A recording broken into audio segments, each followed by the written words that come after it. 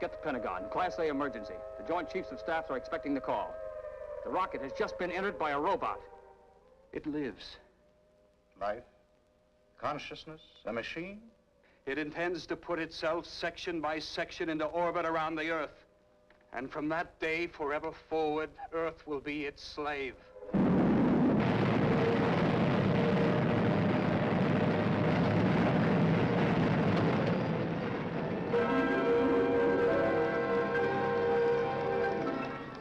A boy made invisible by mysterious scientific force.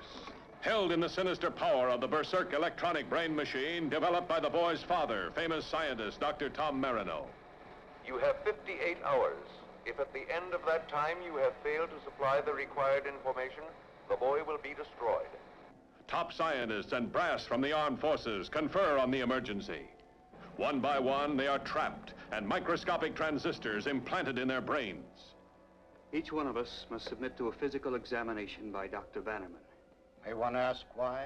Because at least 2 of us here, and maybe more, have one of these surgically embedded in their skulls. Which means they're completely under non-human control.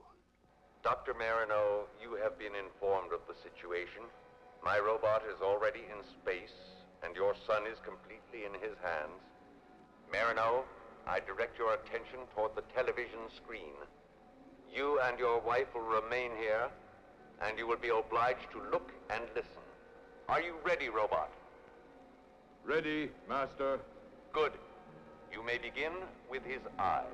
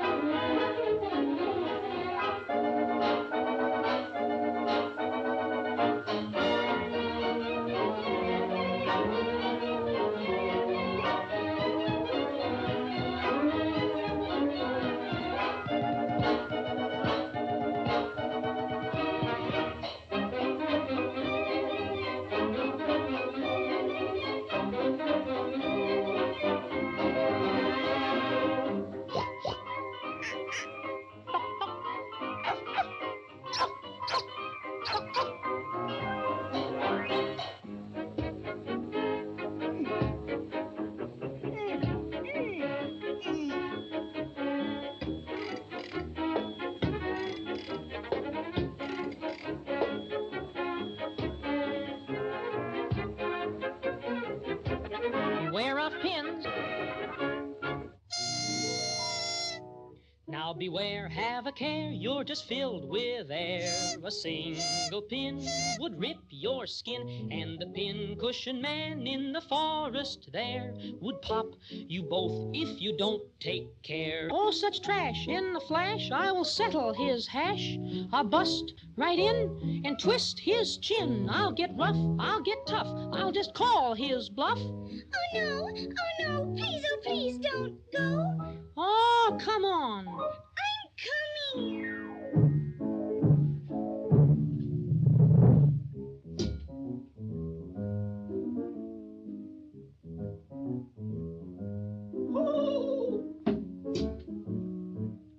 I'm scared. I'm not much. Oh!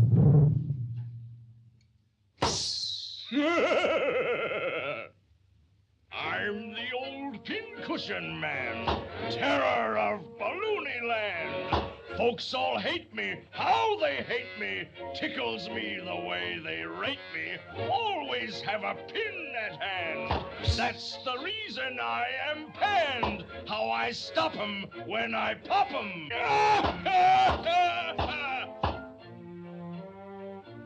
Oh, that pincushion man's a fake. I'm not afraid of his pins.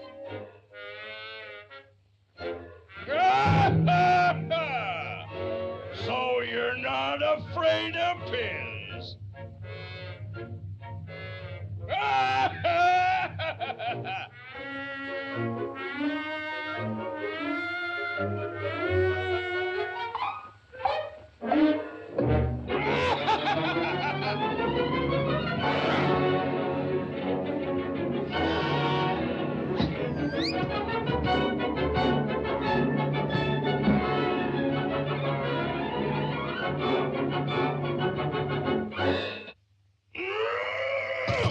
Let me in!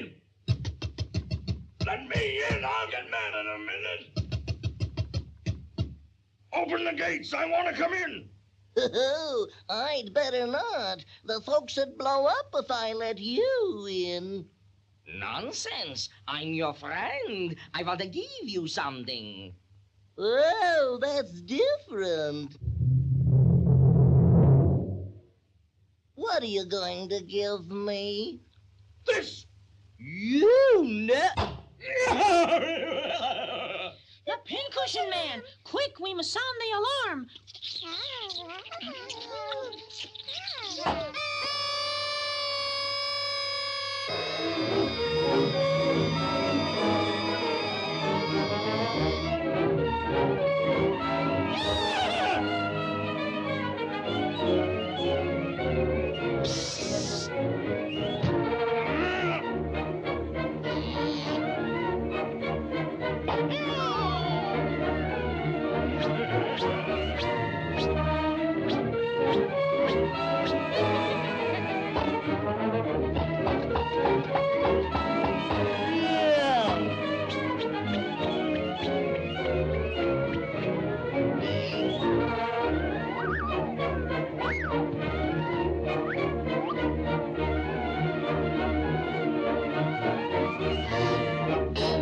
The pincushion man! Holy smoke!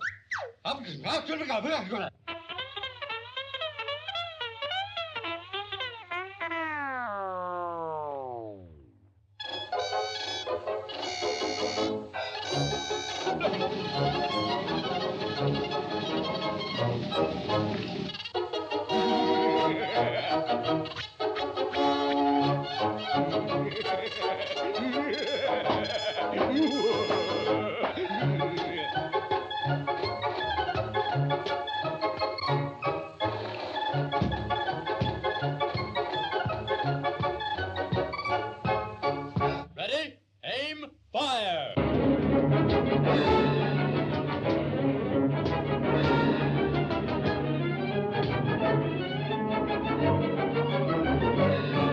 Contact!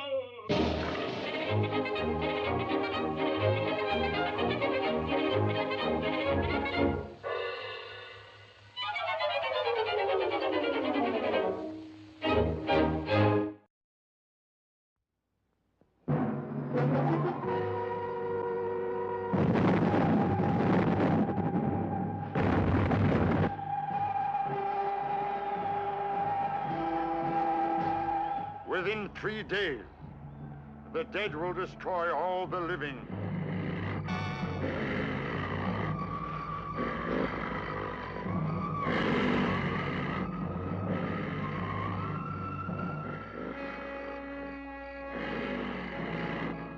I am from another planet, outside your galaxy. I'm sorry, I just don't understand. Unless Earth surrenders in 24 hours, we will begin a mass invasion. We are invisible. We are invisible, Adam Penner. You cannot see us.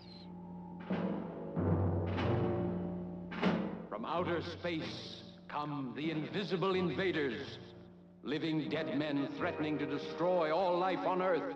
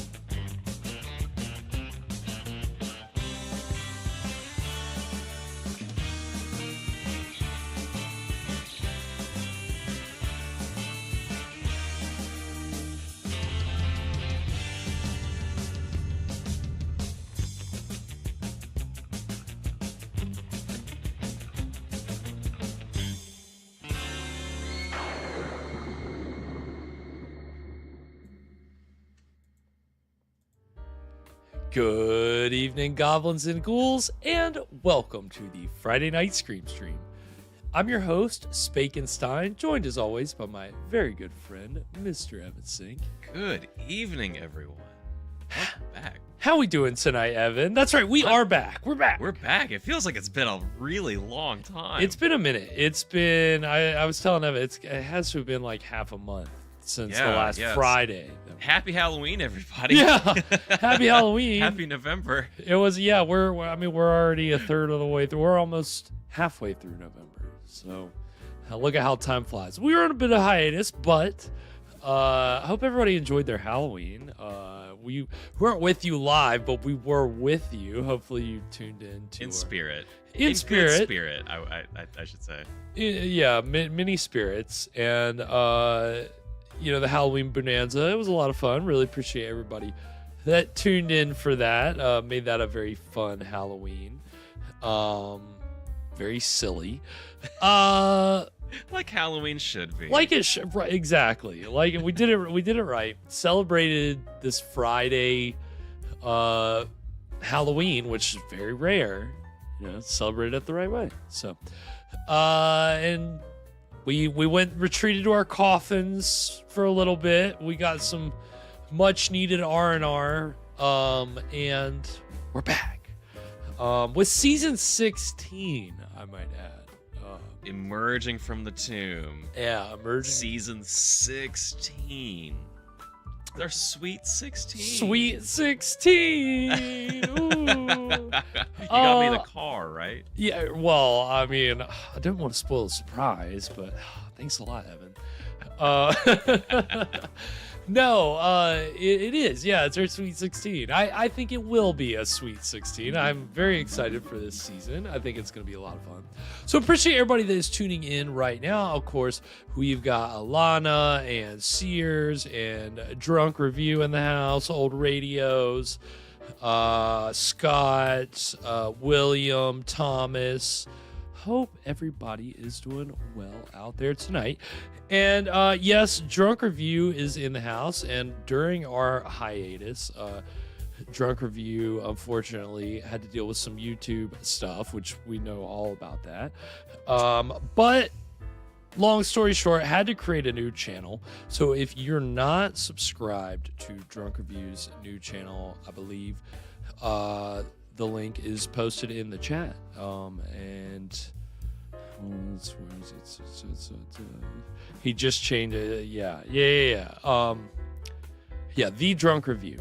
At The Drunk Review. So subscribe to that. Definitely wanna do everything we can to help out there, because again, the YouTube systems, sometimes they're just kind of, the automation of it, it's not great, and you cannot really have done anything wrong and then end up penalized. So, but starting over. So we keep on moving. That's right. Keep on trucking. Keep on trucking. Keep on bringing people the movies.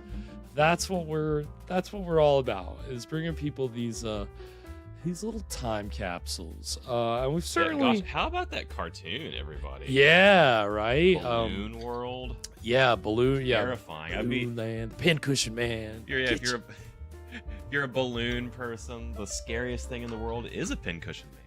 Yeah, I mean, it's terrifying. Absolutely terrifying. Instantly pops you. Pops you. Now you see it. Now you don't. That's yeah, pretty good cartoon. That's one I've been waiting to kind of like. I've known about it. I was like, okay, this will be a good one at some point.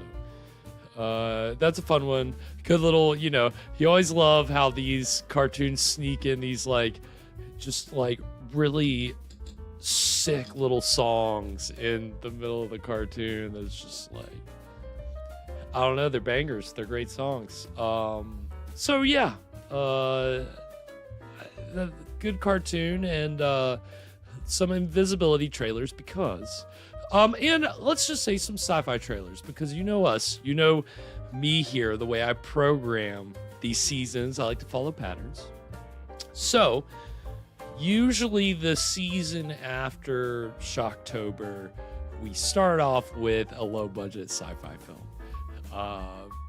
Just some previous examples: Plan 9 from Outer Space, Teenagers from Outer Space. Didn't have another From Outer Space movie, unfortunately. But we're keeping the sci-fi theme going and the low-budget theme. All that good stuff. With tonight's film, The Amazing Transparent Man. Ooh. From Outer Space. Well, yeah, let's just go ahead and throw that in. That would have made a long title even longer. Which, again, transparent, invisible, I mean, transparent's just not quite as, where it doesn't grab you as much as Invisible, but... Yeah. Claude Rains and the Transparent Man. Yeah, it doesn't quite... The see-through guy. Yeah, the see-through guy.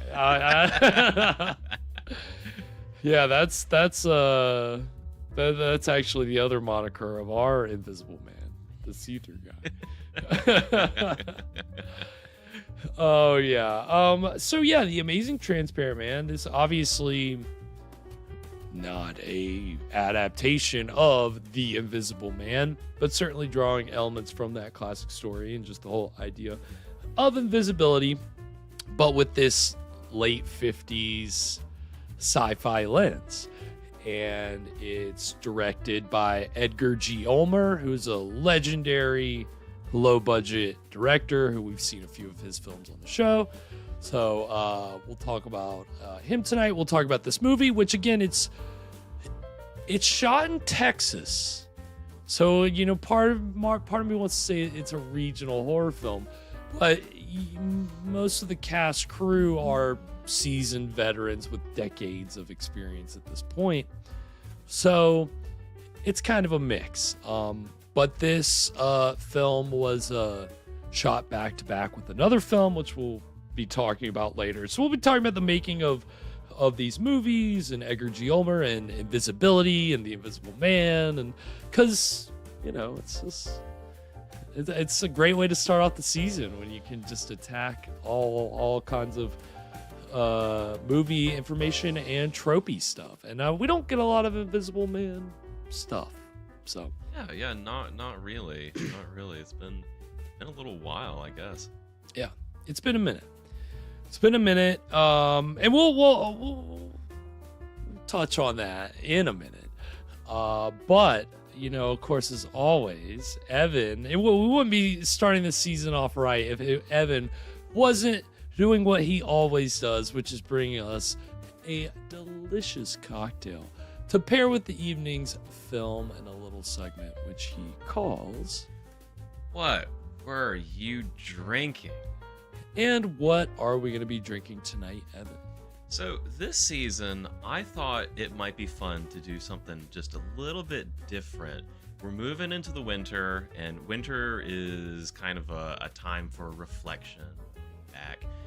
And so I thought, how about this season, instead of coming up with a new recipe, let's take a minute and let's go back. Let's dig through the archive, find some of maybe some of our greatest hits, and also maybe take another try at some that maybe weren't such a great hit the first time. And that's kind of where we're gonna start with, with tonight's drink. So Garrett, do you remember way back in the far-flung past, the year of 2022, we watched The Invisible Ghost? Yes, I do. Yeah. Yes, I do. Yeah, and you remember we paired the Invisibile, a Italian cocktail, with that film. Do you remember that at all? I remember the film. My impression of the cocktail is generally that it was good, but there were some, we had to adjust. What I remember, just this one thing, I remember it was strong. It was really strong. And Italian cocktails kind of can be. We've had a few that have just been, I don't know,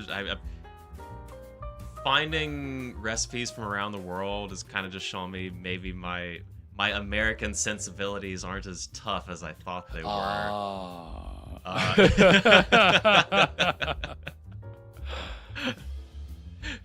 But we are going to be revisiting the Invisibile, also known as the Quattro Bianchi, or Four Whites, tonight. And so last time, I think I may have done this slightly differently. So I'm going to read you off the recipe and tell me what you think comes to mind. So what we have tonight, the Invisibile, is gin, vodka, white rum, tequila, triple sec, lemon juice, lime juice, simple syrup, club soda. Now, were those the same ingredients as the last time that you made it? I was having trouble finding exactly what I did. I don't think we had the club soda. I think that may have been our missing, which totally changes it. I think so. Totally changes it. It's a much stronger drink without that, because if you kind of look at it, whenever I looked back over this time, I read the ingredients and I said, oh, this is just a Long Island iced tea. But with like club soda instead of Coke. Right. So I've been trying to think of it in my head as kind of like, it's like a Long Island iced tea with the training wheels taken off.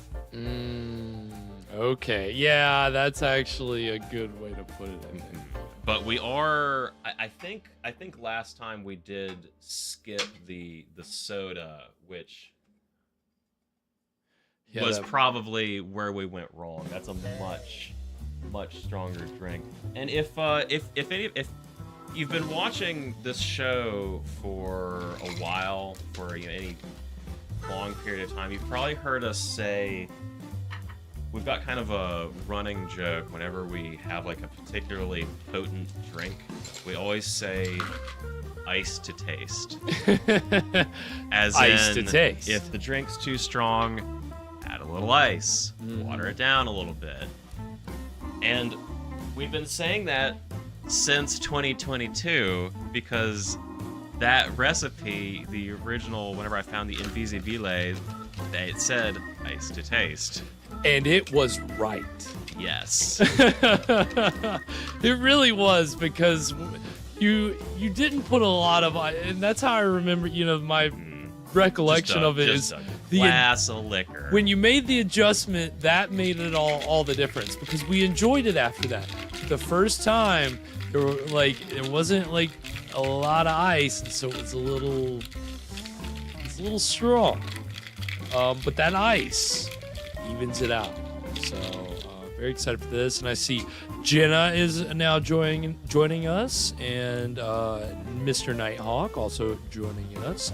Hope y'all are doing well on this Friday evening. We're about to be doing really well. So well, we might just disappear. Even though this is am I getting this? Invisibile. Is that it's Italian, right? So you right. And I don't. Do you speak any Italian? I don't. Yeah. I don't. And I've been really hoping I was saying that right. Just kind of just throwing on a little bit of an accent and just hoping for the best. You throw on the accent. Maybe you do a little of this. That might help you kind of get the syllables and the channel right. the. Yeah. I mean, you gotta, And we've got these coming up.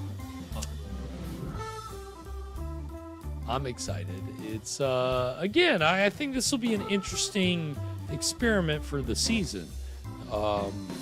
Revisiting cocktails, and I'm sure you're gonna dig out some real doozies.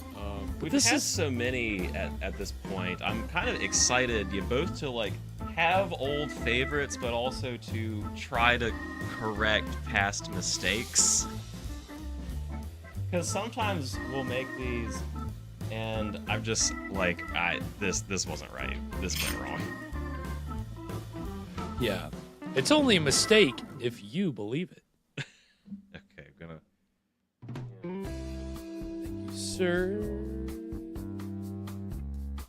Thank you. We've got our beautiful. It's very full, so I'm turning it very slowly. Yeah, this is our beautiful Scream Stream glasses, courtesy Alana. Yeah, don't be afraid to use a taller glass for this one, but definitely want to use our beautiful Scream Stream glasses. It keeps our portion size responsible, right? I mean, our logo is almost invisibile. It is. You can kind of see it. It's pretty sweet. Well, I say we give these a try.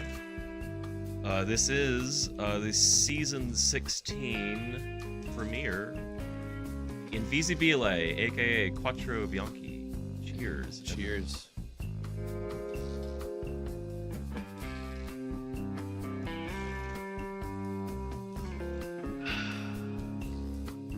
Oh yeah, that's much better.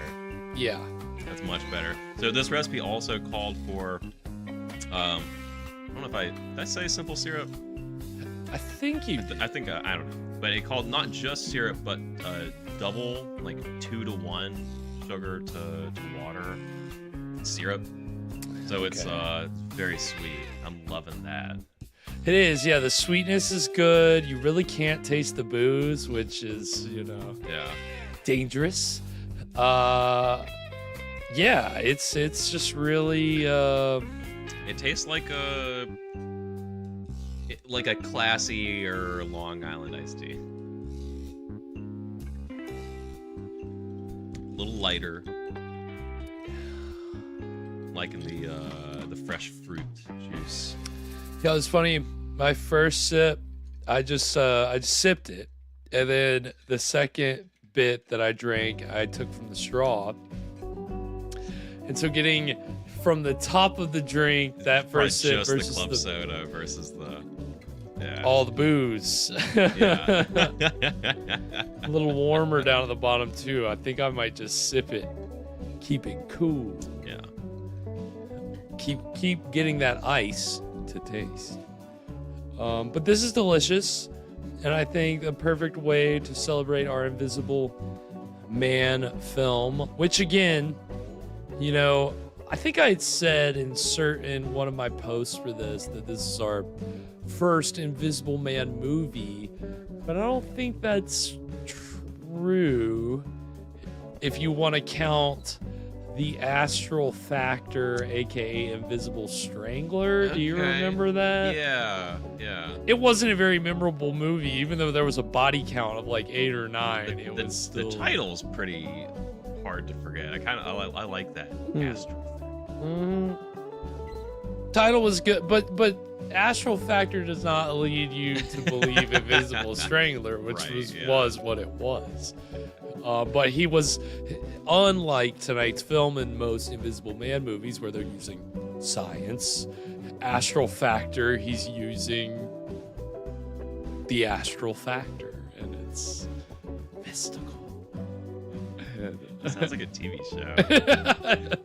This fall on Astral Factor. Yeah, I mean, they really missed an opportunity there. Big time.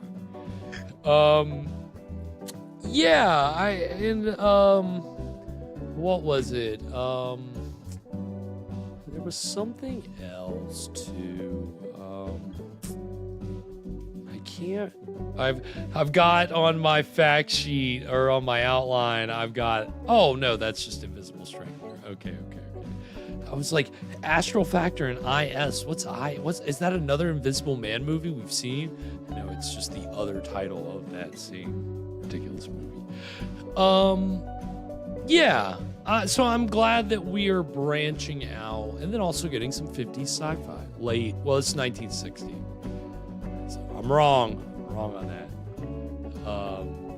But again, some classic sci-fi. So should be fun. Anything before we get into the amazing Transparent Man, Evan?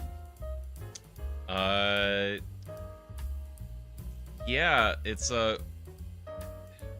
we're watching this in November. I almost feel like we could have saved it for June. Because you would think with a title like The Amazing Transparent. What a progressive movie. It's for 1960 especially. My goodness. Yes. It's a very, very forward-thinking film. Well, without further ado, we are going to go ahead and get into the exciting beginning of our Season 16 premiere presentation, The Amazing Transparent Man, right now.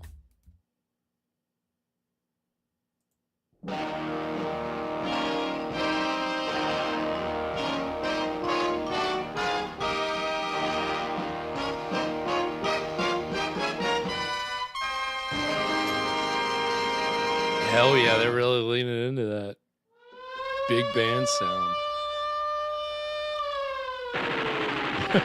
Hell yeah. Here we go. This movie's a brisk 58 minutes. We don't have any time to waste.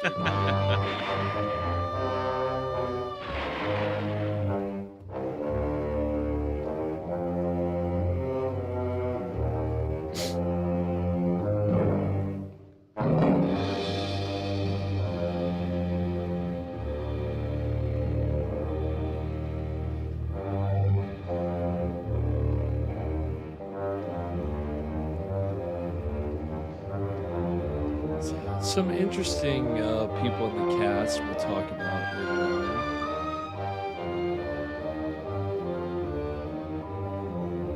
on. The writer, Jack Lewis, an interesting character. Mostly wrote westerns, and then later founded Gun World magazine. This is his only sci-fi film.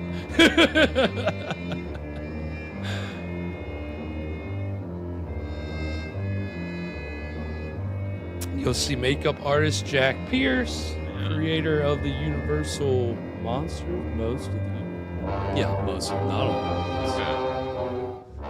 My expectations are set to high. Again, he's not Invisible Man, right? He's not, I don't think he didn't do the makeup for that. The Invisible Man. He did the makeup, but not for the Invisible Man.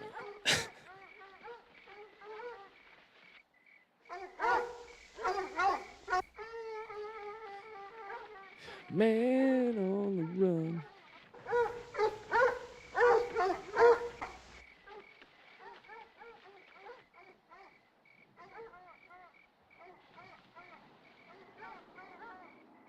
Is he in a swamp?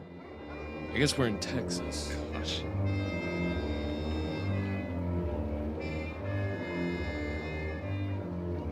Oh, somebody's meeting him. Meet me on the rickety old bridge.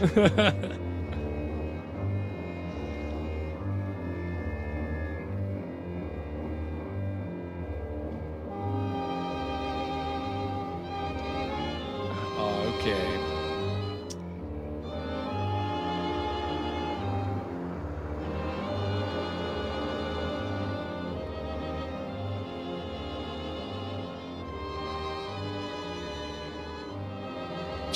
For prison jumpsuit to tux.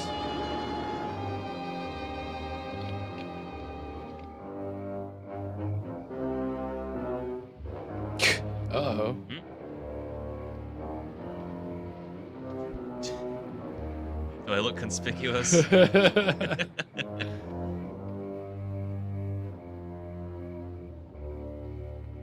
What is it, officer? Man escaped from state prison, ma'am. This is just routine. Who are you and where have you been? Oh, my name's Matson, Laura Matson. This is my husband, John. We've been to a party at Pritchard's Point. I'm afraid he overdid it. May I check your driver's license, please? Yes, of course.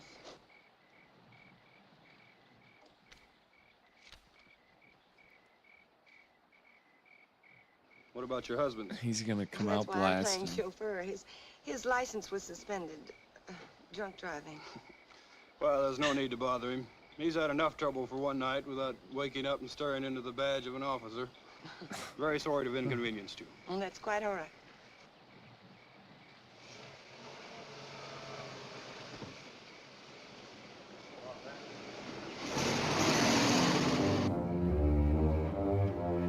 This is my husband. He doesn't talk or show his face. He's drunk. Yeah, that sounds about right. Move on through. You played it smarter than I thought you Been would. there. If you'd pulled that gun, it would have been all over. Still don't get it. Why'd you break me out? You'll find out when we get where we're going.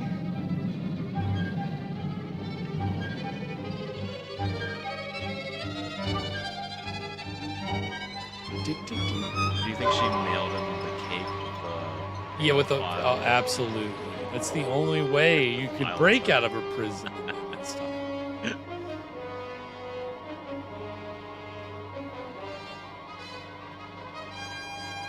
I mean, you could hide a file in all kinds of baked goods.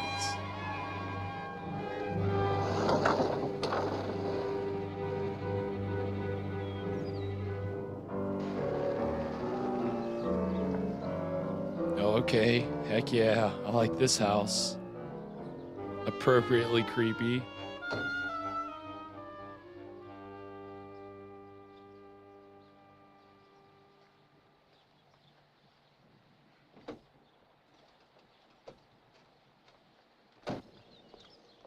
Keep him around here to scare off visitors?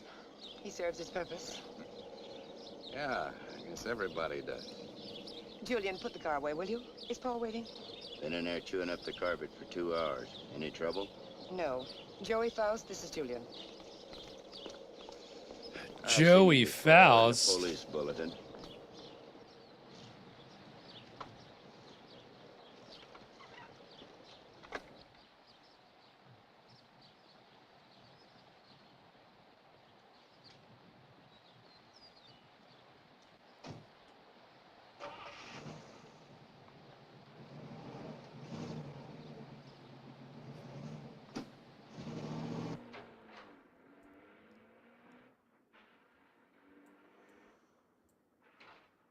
Thank you. Well, I was beginning to worry. Major Krenner, may I present Joey Faust? Ah, Thomas. Okay, that would Does that the surprise you, Mr. guard Faust? is It's for real? Red Morgan, What who army? was a Well, there's stuntman been for several. Take your westerns and action films. Please, Blazing Mr. Faust. Saddles as well. It's lovely. What is it? It's only a bit of shrapnel. It's a keepsake. That piece of shrapnel ended the Major's military career. That will be all, Laura. You did well, my dear. Now run along and freshen up while Mr. Faust and I discuss business. You'll excuse me? Major. Go ahead. Take off the coat if you wish. I know you'd like an explanation.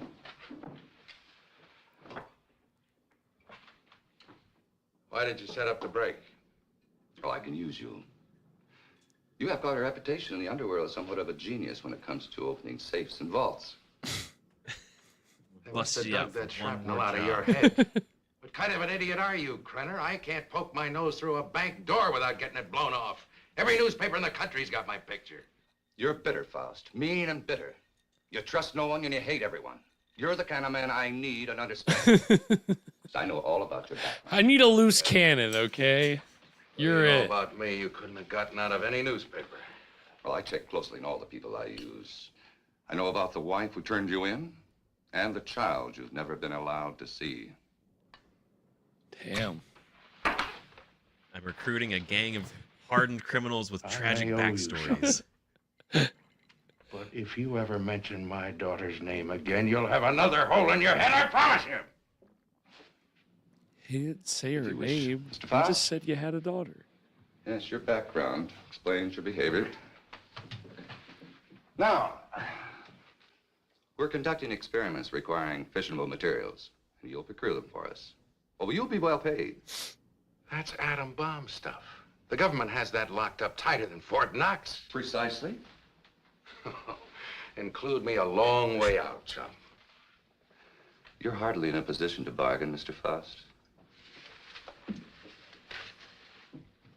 A man with a gun doesn't have to bargain. Oh, true, but I'm certain Julia would disagree with you on that. You know what one of these bullets will do, son? It'll rip out your spine and roll it up like a ball of string. Hell yeah. You'll work for us faithfully, or you'll be turned over to the authorities. I understand there's a reward of $5,000. Yeah, a lot of that suit pattern is. And just what are these authorities going to say about your part in the break? Police need to know nothing of my part in the escape. You see, they'll also pay $5,000 for a dead Faust.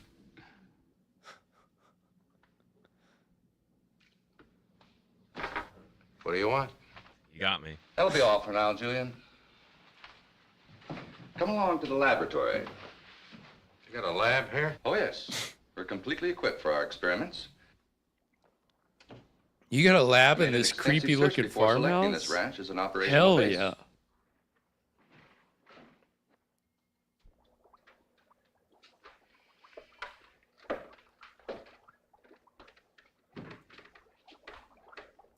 As you can see, this is quite a serious business. Dr. Ulof, come here. Yes, Major Krenner. Dr. Peter Ulof, Mr. Faust. Mr. Faust has joined us. He'll be supplying you with the vital materials.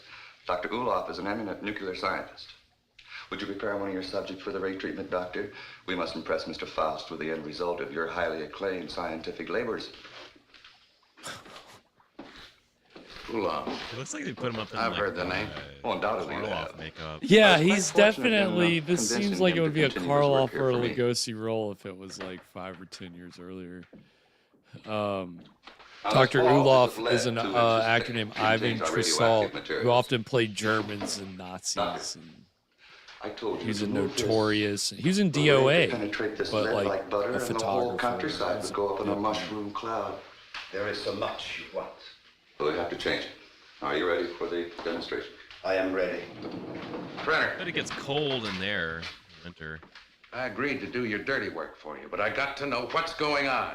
Dr. Ulof will be glad. Yeah, are they just at the This is the in the principle of attic? X-ray that goes further. X-ray pierces only the outer shell of the body to show what lies beneath. This ray neutralizes all tissue and bone structure in the body. This machine utilizes X-ray, alpha, beta, and omega rays and ultraviolets, combining them for best effect and filtering out qualities which would hinder our operations. Yeah. It'll seem more simple to you after you see what goes on. That's what I'm Sure. saying. Right. This machine does Why are you so worried Sci-fi about this mumbo box? jumbo. Well, even a lead shield doesn't cut off all rays. It simply strains them. Considerable precision still gets through. Any accidental concentration of rays from this apparatus could set up a chain reaction in the materials in the vault. A nuclear fission could result. Doctor?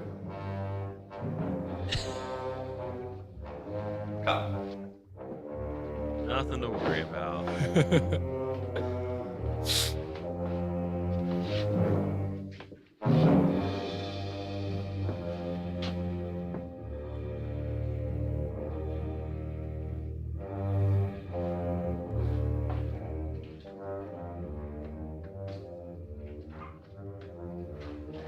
Here's the guinea pigs. Classic. The ultimate lab rat. It's not going to hurt. No.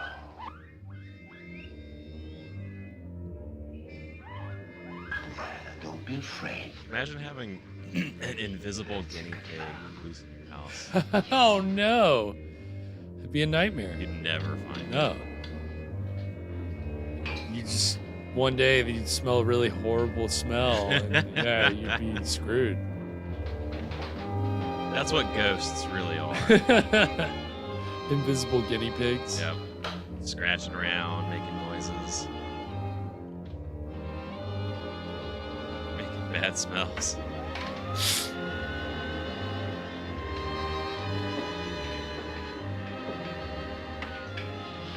Loving all this lab equipment.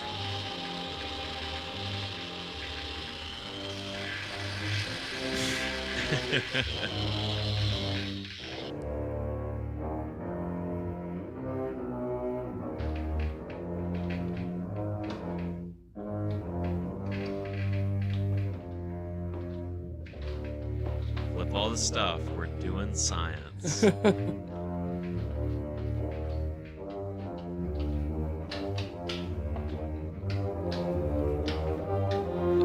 that supposed to shut? Yeah, probably. Oh, no. Okay.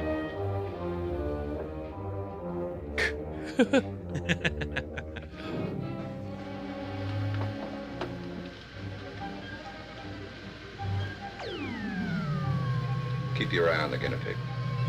Guinea pig? Okay, that's a new way to say it.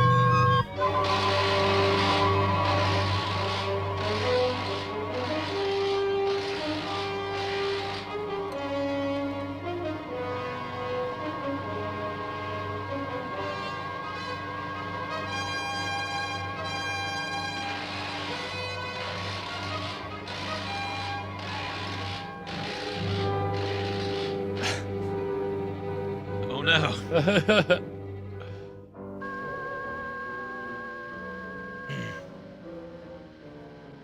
They kind of did a similar bit in the second Universal Invisible Man movie. Did you see his bones?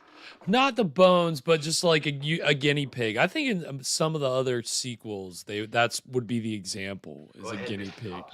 Prove to disappearing. yourself it isn't done with mirrors. Touch it. You see? I touch it. Does me no harm. Oh yeah, I guess the We'll have any guinea pigs doubts, are Mr. kind of. Faust? They make noise. You'd hear it. Yeah, I guess. No doubt. Squeak, squeak, You can squeak. return the animal to visibility, Doctor. Hey, what happens to the guinea pig? Ulaf has perfected the ray to the point there's no danger to the subject. No ill effects at all.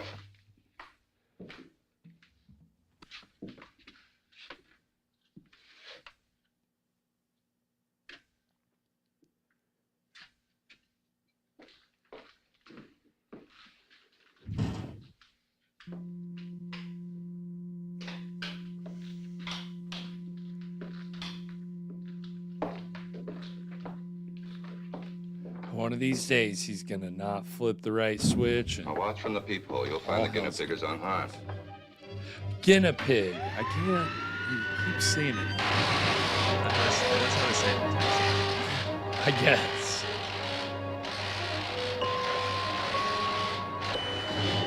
Ding, ding, ding. Okay, cool. Hell yeah. this guy, the composer, did score a lot of music for cartoons back in the day, so maybe we're gonna get a lot of those kind of cues. I hope we're gonna get a song right in the middle. We can only be so lucky. Satisfy your curiosity, Mr. Faust? As you could no doubt deduce, such a mechanism as this has unlimited possibilities. Yeah, like what? Well, that'll come later. First things first, please. See? No harm done at all. Perfectly healthy. I imagine you've seen enough for one day, And you certainly must be tired after your trip. Yeah, I could use a little sleep. I'm sure Julia's found some clothes that'll fit you.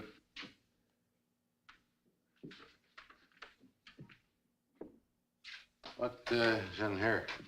It's no concern of yours. Come on, Mr. Faust.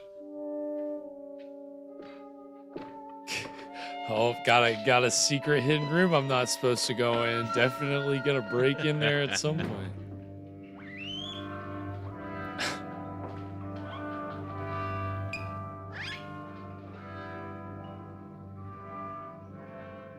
I mean, you know, you gotta love a good mad scientist. I shouldn't be gone long. Leave the gate open and I'll lock it when I get back. I don't think you need to be cautious about Faust. He's dangerous and locks mean nothing to him, so I want you where you can watch his door at all times. Keep him in his room, you understand? He won't go nowhere, all right? I believe that. I believe you had the situation locked down.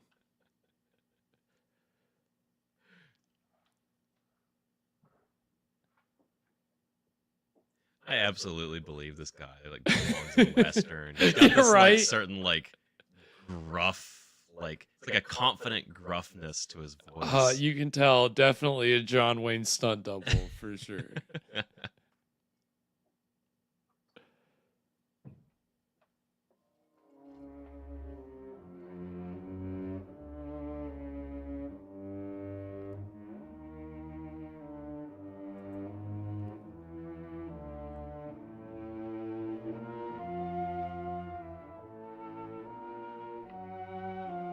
Yeah, he's got kind of a John Wayne-ish look. He definitely doubled for John Wayne, for sure.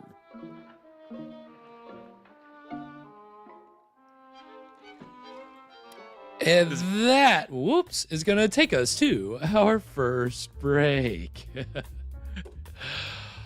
Well, we're a third of the way through The Amazing Transparent Man. What are we thinking so far, Evan? I'm enjoying it so far. I'm really glad you told me that bit about the composer. Because like you just said, I don't know if you heard when we were going out there, that was 100% like straight up cartoon like music. dink, dink, dink, dink, sneaking around. Yeah. Yeah.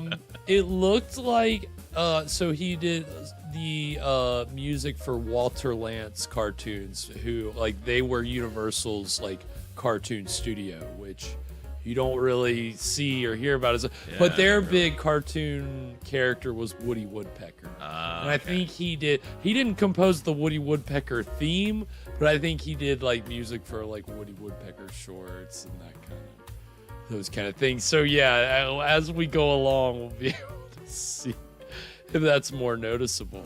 But I'm glad you pointed that out. That's a lot of fun. Yeah, I mean, so far, again, it's the movie itself is under an hour. I'll go ahead and tell you, there are plenty of people that complain online about, like, this movie and just, you know, the quality of it. But for a 58-minute movie, I mean, that first third, it's kept my attention. I'm like... It has. It's set things up. Is there an Invisible Man yet? No, but like you said, it's mad scientist. Mad scientist, invisible guinea pig. It's set it all up, like you said.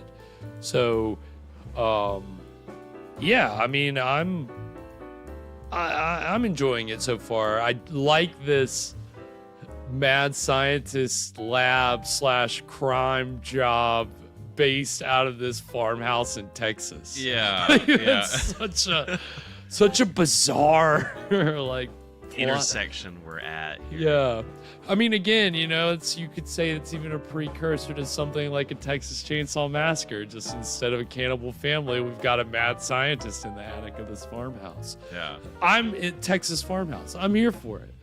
Yeah, we never got to see their side of the story. It turns out they were actually they were preparing a heist.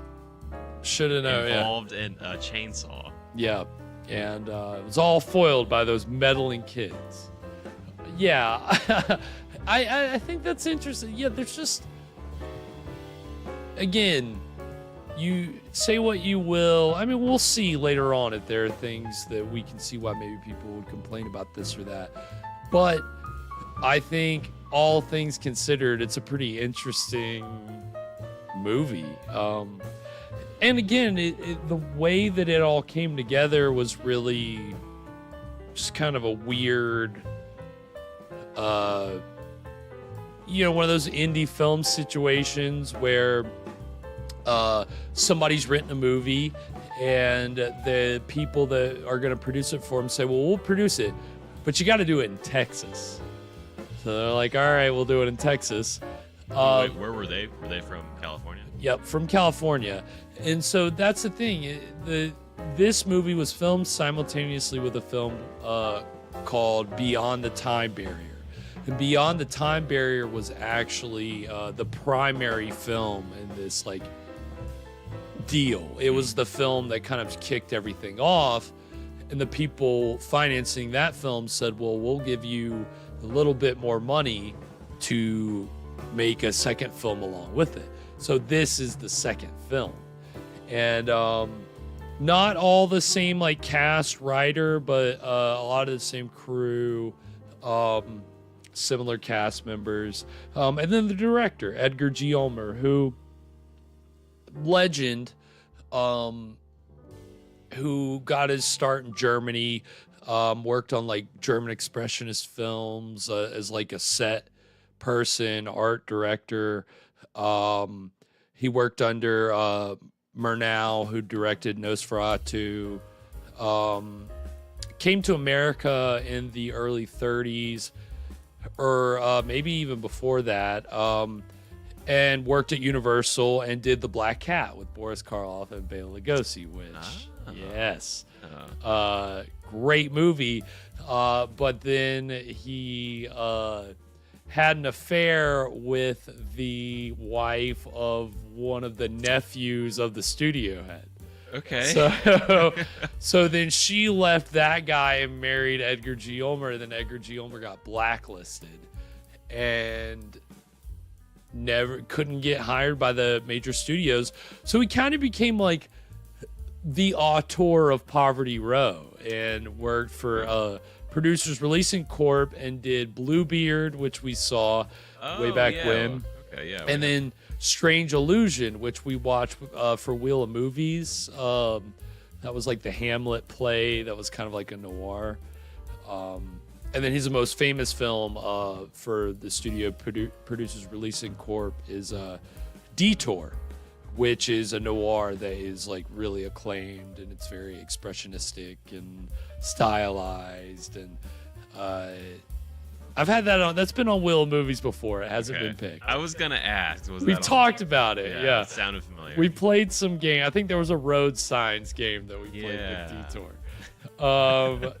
But it's a great film. But that was really how he kind of made a space for himself when he couldn't get hired by the major Hollywood studios. Is he established a pattern for being this really efficient, low budget filmmaker who could work on a low budget, tight schedule and really get bang for your buck and really get artistic, moody stuff. Even with, there was a shot earlier that I didn't point it out at the time, but I really liked it. They're outside of the house and our gruff cowboy guy is getting into the car to take it wherever. Yeah. There's just something about that, the way it's framed. There was something in the foreground, the house is kind of in the background.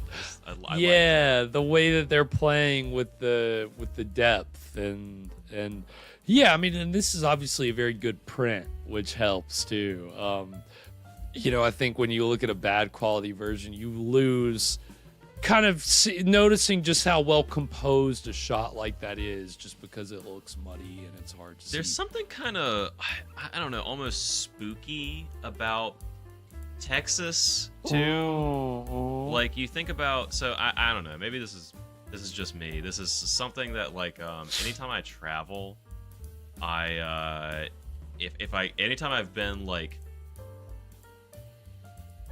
out west, down south, closer to the Gulf, anywhere where the land gets really flat. Yeah. That always like spooks me out a little bit. Right? I don't know about, does that? Yeah, no, again, I've traveled across I've gone down Interstate 40 from one side to the other, and you'd notice that change in geography, especially when you're from like where Evan and I are from in North Carolina. Here on the East Coast, we have hills. We have hills, and when you start going out that way and things get really flat, or first, like especially if you're going through like Oklahoma and you're getting kind of this like you're getting a lot of these fields and stuff, but then when you start getting out toward like Texas and you get these like you get the windmills. It's so wide open. Yeah, it's spooky. It's like Courage the Cowardly Dog. Yes, I think that's a great example, actually. But again, like that. Like again, Texas Chainsaw Massacre. It all speaks to there's this kind of like unique American Gothic kind of feel that just comes from that landscape and that environment, and that's being used here. And there's a energy to it. Yeah, something to be channeled.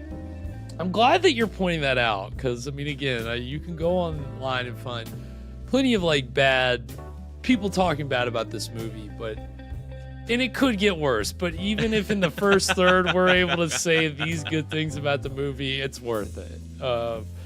So I think that's great. And yeah, so like Edgar G. Ulmer, like this and Beyond the Time Barrier, those were his last American films.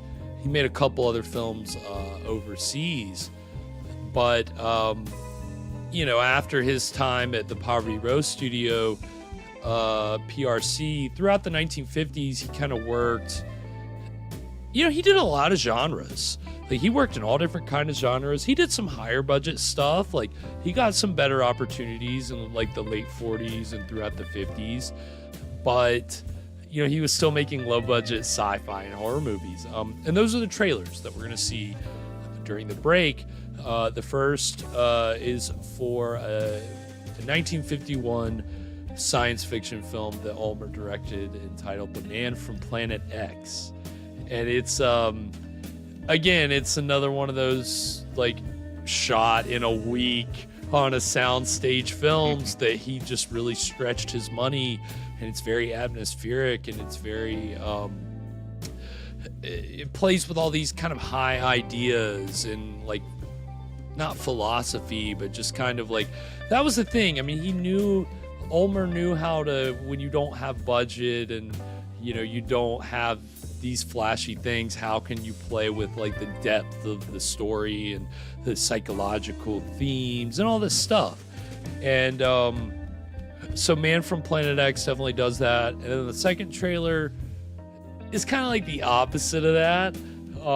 Very unacclaimed film that he directed entitled The Daughter of Dr. Jekyll, which doesn't really make any sense in terms of any monster lore. It's like Dr. Jekyll has to be stabbed with a stake through the heart, and it's doesn't make it, dude.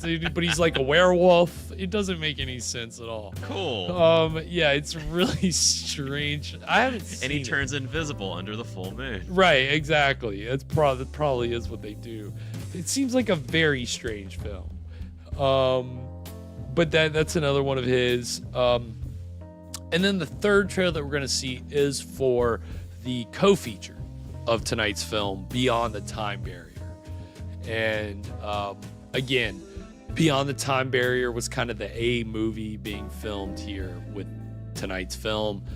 And I think most of it was shot first, and most of the budget went towards Beyond the Time Barrier, which is a loose play on the Time Machine, the H.G. Wells story. just like this is a loose play on The Invisible Man, another H.G. Wells story.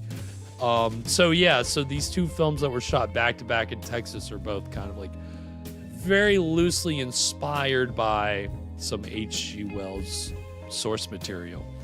And the movie The Time Machine was coming out around this time, so I think that was another like kind of impetus for it.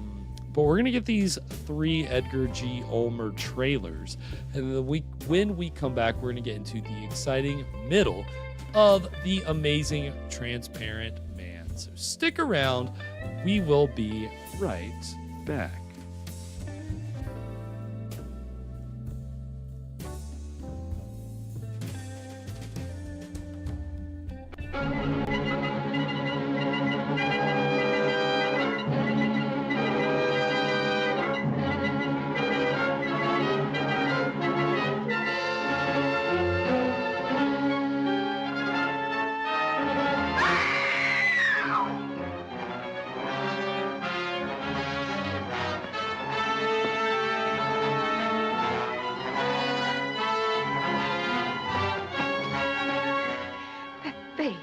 Right on the other side of the glass, looking right into mine, I was terrified.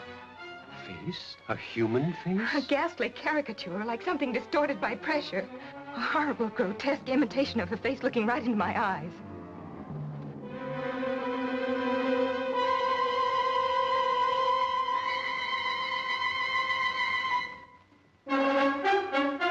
To think, a fantastic gnome like you had to hurtle out of space to put this power into my hands. I'm going to tear out every secret you've got. I'll give you until 11 o'clock to try what you can. If you're not back by that time, we'll open fire. But you've got to at least give us time. By that time, your job must be finished. If it isn't,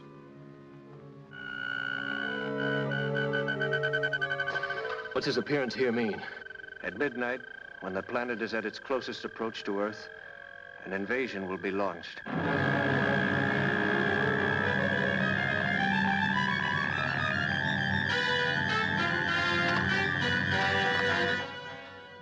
$10:59. Fire!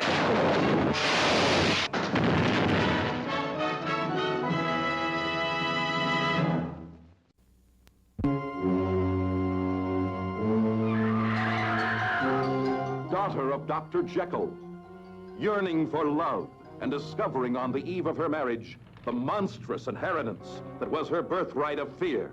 Oh, I still shudder when I recall that face, like some perverted mask of evil out of a legend of horror. Then you saw him as Hyde? Once, at the very last, just before the mob caught him. They almost tore him to pieces. The villagers broke into this tomb and drove a stake through his heart. Daughter of Dr. Jekyll, terrified that she become the disfigured thing that was her father, a vampire drawing sustenance from bestiality.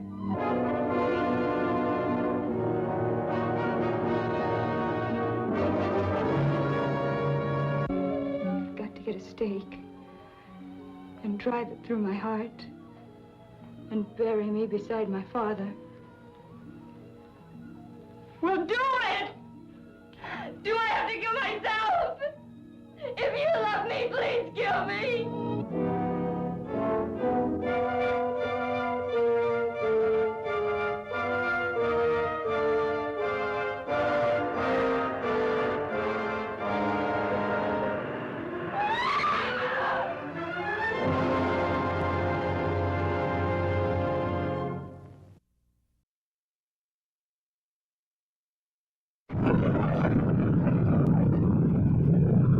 Air Force test pilot flies the world's newest experimental plane faster than sound. Faster than time itself, beyond the time barrier. Hello, Allison, this is Martin. Do you read me, kid? Come in, Sands Control. Position 18, speed 10,000 plus. Position 20, airspeed increasing. I think something's wrong. 64 years into the terrifying future. A beautiful, horrible cave world you've never dreamed of. A beautiful girl and love. Mankind was made sterile in a great cosmic plague. A new Adam and Eve are the only male and female left to repopulate the world. I value my freedom more than this. So you'll attempt this escape even though we try and stop you? Yes. The jealousy of a she-devil frees the bloodthirsty killer slaves. Follow me, soldiers of revenge. I'll lead you to the captain, to food, to freedom.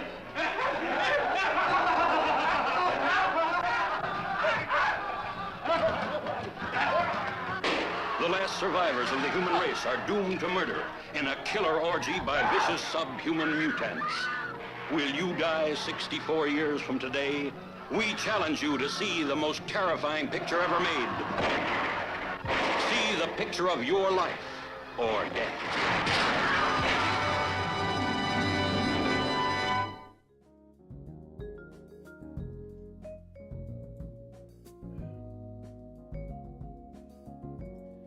And we are back. So that was the trailers for The Man from Planet X, Daughter of Dr. Jekyll, and Beyond the Time Barrier, 3 Edgar G. Ulmer directed films.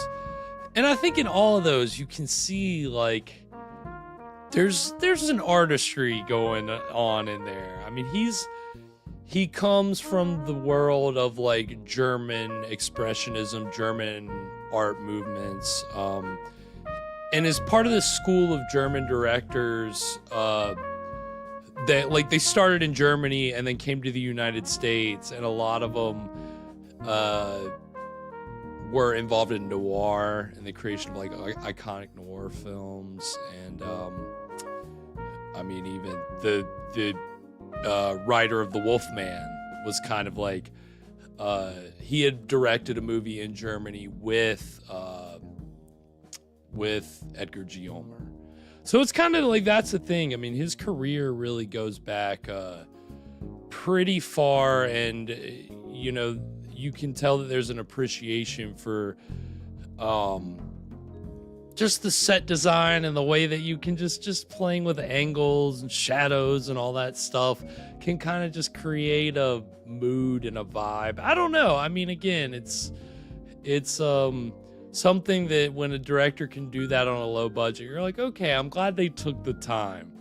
I mean, even like all the lab equipment that we've seen in this farmhouse lab, it's more than I would have expected. It's not bad. The ceiling being so like low and like kind of sheet metal-y. Yeah. I don't necessarily love that. But I don't know, dude. I kind of do. Maybe, I kind of like it adds it. something to it. It's not just like a blank room. Like I think so many Ulmer did labs that are. very deliberately. Yeah, because of the places it in the lines. house, I guess. Right, exactly. Well, I think it was Scott or somebody said, yeah, like when there's a hailstorm. Yeah. It's probably sounds I terrible. can't get any work done. Yeah, no. I really, I've been enjoying this so far, but again, this was filmed back to back with Beyond the Time Barrier, and both of those films in total were shot in 11 days. So both? Wow. Dang. Both of them were shot in about 11 days, and Tight schedule. Incredibly tight. But then again, that was Ulmer would brag about that. He could do a quality movie in 6 days. And, you know, I think most of the time, it probably took a little longer than that. But he liked to brag.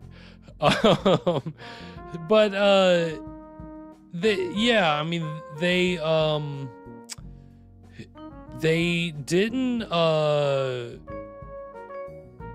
it was funny because, like, again, they had a very experienced, like, cast, crew, all that, but here they are out in Texas, and they're kind of sharing resources between these two films simultaneously. And then apparently in the middle of all this, the hotel they're staying at burns down. What? And yeah, there's a fire, their hotel burns down. And Yeah. What an eventful fortnight. Yeah, thank you. Yeah, I was going to say 2 weeks. Thank you. That's the more appropriate word there. It was a fortnight. Yeah, and I mean, it's just kind of funny that, like, this is how Ulmer finished his career in America, with these 2 sci-fi films in Texas. On top of, I mean, the film he did before these 2 was an adventure epic entitled Hannibal, with Victor Mature, and it had a budget of like $2 million. So I mean, did they get any elephants for that one? Yeah, probably. More than that budget. Yeah, with that budget. You're not getting any elephants on Poverty Row. No, but that was the thing, is that Ulmer did start to get more to work with later on. So maybe he did, maybe definitely not on Poverty Row. He would just have the shadows of elephants. Yeah, there you go. That would be. That's fine though. Yeah, I love a creative mean, solution. But that's Ulmer. I mean, that's kind of the skill, and Peter Bogdanovich was one of those. He was a journalist before he was a filmmaker. He wrote a book on with interviews with directors from the golden age of Hollywood. And he had interviews with big directors like John Ford, but then he also included Edgar G. Ulmer, because he saw Edgar G. Ulmer as like up there on that level of artistry, or that level of like a director who is like has such control over the production that it's their vision, and they're bringing it to life. And again, doing that in the Poverty Row system, the studio legit gave him free reign. Like, he said, I want to make a Bluebeard movie, and they didn't, question the appeal of that. Just like, go for it, man. And they trust. They didn't do that often. Yeah, that's trust. So I think again, what we like to do in this show is provide context. So I think just having that context and thinking about the professionals involved in this, Jack Pierce doing the makeup, which again, I know it's so funny, because obviously the Invisible Man stuff is he has nothing to do with that. And at this time, his most important he was doing the makeup for Mr. Ed, for the TV show Mr. Ed. For the horse? I don't think so. I think it was probably for the human actors. Okay. I don't think he was applying the peanut butter to his mouth, to Mr. Ed's mouth. But did they put makeup on horses for TV? That's a good question. Back in those days, I wouldn't be surprised. But how much weight does the camera add if you already weigh 400 pounds? Horses be looking massive back on I have no old idea how much a film. horse weighs. It's probably more than that. But yeah, Jack Pierce, he was doing Mr. Ed and low budget sci-fi and horror films, which I haven't always mentioned it, but like, he did the makeup for I Bury the Living, which we watched, The Devil's Hand, which we watched, and then even the movie we watched at the end of last season, White Zombie. Jack Pierce did the makeup for that. Oh, okay. So Jack, that's the thing. He was doing the Universal, he did Boris Karloff's makeup in Frankenstein. He's the one that created that makeup, created the makeup for the Wolfman. He's that guy. But he was also, he'd do indie movies. He would do, and then at the end of his career, he got fired by Universal in 1947. So he did not do the makeup for Abbott and Costello Meet Frankenstein. Can you tell the difference? It's definitely different makeup. The difference is the reason he was fired was because he preferred using these old school methods that took a long time. And the new guy they hired to use prosthetics and foam latex, stuff that's already made, and you just have it ready to go, versus Jack Pierce to build from scratch. he liked to like build layer on layer on layer on the actor, and it take like that's what like Lon Chaney hated about having to do the Wolfman makeup and the Mummy makeup, is he felt like he's being tortured by Jack Pierce, who would just like versus like later on they would just kind of like make a mask, or they would just, you know, they would make it a lot easier. But for the studio's perspective, time is money, and so Jack Pierce is costing the studio money, so let him go and hire Bud Westmore, who don't even get me started on the makeup people at Universal. But yeah, so I don't know. It's just interesting. This movie actually has a pedigree. So, and there's some interesting actors we haven't discussed yet, but as they come up, we'll talk about them. Anything before we get into the exciting middle of The Amazing Transparent Man, Evan? So just to recap, thank you. Our would you call our prison escapee the main character? Even Faust, is that his name? That what they've been calling him? Joey Faust. Joey Faust. Joey I'm Faust. Joey Faust, fresh out of the joint. Yeah, Joey Faust sounds like he was probably in Tommy Fellatio's gang. It doesn't. It just is a very ridiculous name. He's kind of dressed like it. He looked He's heading like straight to Vegas, Reno. He requested the tux. He's like, if you're gonna break me out, I need a tux. This is my cover. I'm gonna rock it. So this guy, they broke him out because he's an incredible safecracker, I believe. Yes. And they're planning some kind of mischief with invisibility and mad science and guinea pigs. I kind of feel like in the face of this whole criminal enterprise, is the safecracker really the amazing guy here? Doesn't seem that amazing. I'd say the guy in the attic, that's pretty amazing. That's true. That's a good point. Yeah. The mad scientist is the amazing part. Who is this what transparent man? They're talking.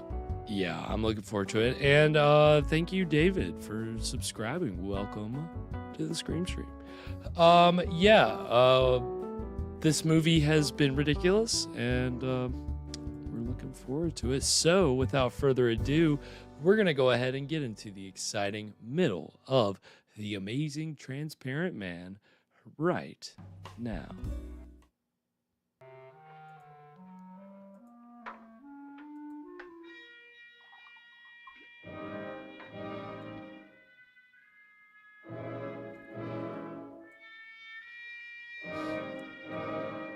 Gotta have a drink.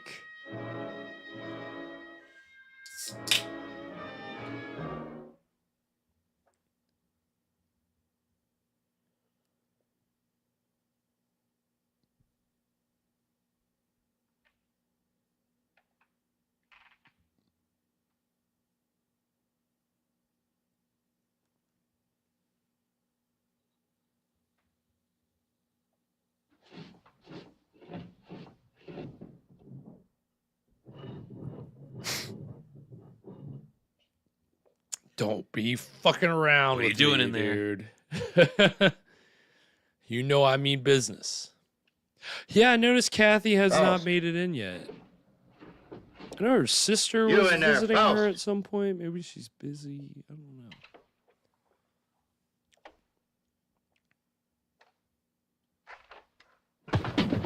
Oh, wow. I was not expecting him to be disposed of so easily.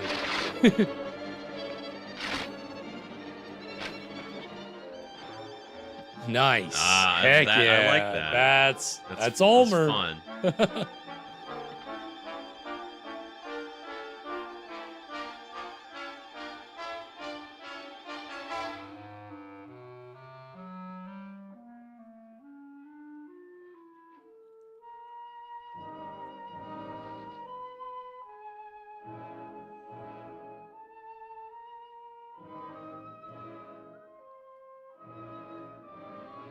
Just run out the front door. What are you doing? Taking these guinea pigs with me. He's gonna make himself invisible. You don't know all the buttons, dude. Dr. Ulo.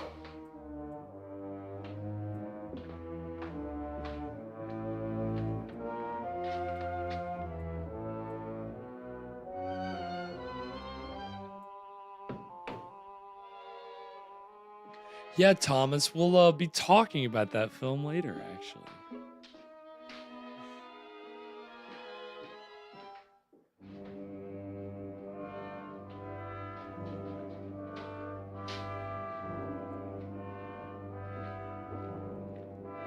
Kathy did comment on the cocktail post for today. She said delicious. So, or no, that's not what she said. She had high praise for you, Evan. She said you've outdone yourself this time. What is Oh, okay. I guess you must have tried I it. just came up to see you. Tried It's it. pretty good. This isn't my recipe, to be clear, but Came to It's get some all right. answers. You seem about the only one around here who isn't a member of Well, Greenwich hopefully fan club. she's planning on joining in and enjoying an invisible. thinking for me. got a Invisibile. Invisibile. Why do you ask me these things? So I can get some answers. How'd you get mixed up in this? My daughter. He's holding her. In that cheese box? Well, open it up. Let her out. Please, Mr. Faust, I do not joke. Not about my daughter. See, like all the lines, dude. So many lines. All right, Doc. That's a very At the beginning, German how'd you get over here? expressionist. At the end of the Second World War, I fled my own country with my baby daughter. My wife had died of experiments. I had been forced to perform on her in a concentration camp. Your own wife? All my patients wore hoods. I couldn't see their faces. I didn't know my wife was one of them until it was too late. So this guy was a Nazi. That still doesn't explain how you got here. I came to this country as a refugee. No one knew I was a scientist, except spies like Krenner. After my wife died, I wanted no more of science. But Krenner forced me to come here. Use your daughter? If I do not do as I'm told, she will be killed. If I carry out their orders, she has security. I have only a few more months to live. But Krenner has seen to it that she will be provided for. You don't think he's going to keep that promise, do you? What choice have I? Soon I'll be Corrugated dead. metal roof. But my daughter's life is at stake.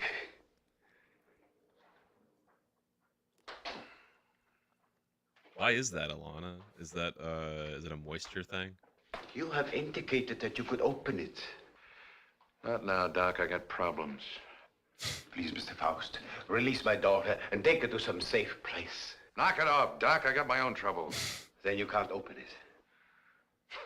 I could open that thing blind. I can open anything. It's driving me nuts, that room. I love it. I think it's hilarious. Everybody's got different That's opinions. good reasoning. Oh, shit. Call.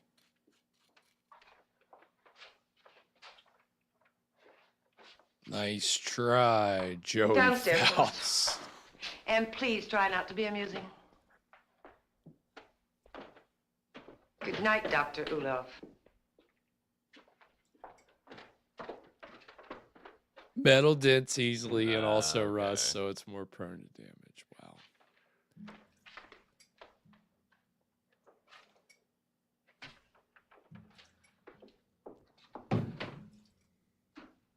It doesn't hold up to high winds. Yep, believe it.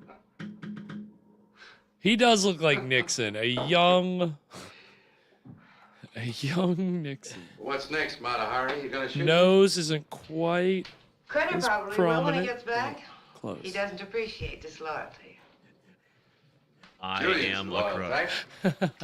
He All is. it got him was a lump in the head. He's still out. I couldn't bring him around. What's so humorous? For a dame that's supposed to be so greedy, you don't know a thing about playing a hole card. Oh? Ever think how much that ray would be worth to a guy who wanted to rob a bank? With that thing, I could get into every vault in the country in broad daylight. Dream on, Buster. It sounds pretty. Of course, to take on jobs like that, a fellow would have to have a little help. Now, splitting the take of a few of those would pay you a lot more than Krenner will ever give you in a lifetime. You need background music for this commercial. Full orchestra and violins. All right. Don't believe me. Don't be a gambler. Should I gamble on having my throat slit by Krenner or being shot by you? Well, honey, that's a chance you'd have to take. Just like the risk I run every time I get onto that ray. Well, if you don't take a chance, you never know. I'll keep it in mind. Toast in the house. Welcome, Toast. It is Thanks, incredibly. Julian. Oh shit! He was trying to He make got me him back. You must have heard what he said. He was busted talking out a of double there. cross. Yeah, I heard him. Sounded like you were listening awful close. That was great. Keep quiet about this, Julian. Keep quiet and I'll help you. You know that Krenner's going to blame you for letting him out of his room. We've got to help each other now. Julian just blasted. Help me. Let's get in, bro. Julian! Coming. I'm coming. Open this door. What happened? Where were you? I was getting a broom. Want to sweep up that bottle I dropped. I told you not to take your eyes off of Faust's door. Oh, him, he's out cold. I went in and picked up the bottle. Figured you didn't want him nipping in the morning when he wakes up. You did right. He's got to be sober. Good night. Night.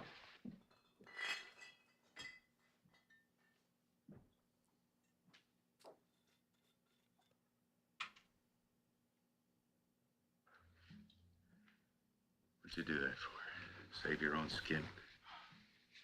This idea of yours does interest me. I figure you need me more than I need you. Damn.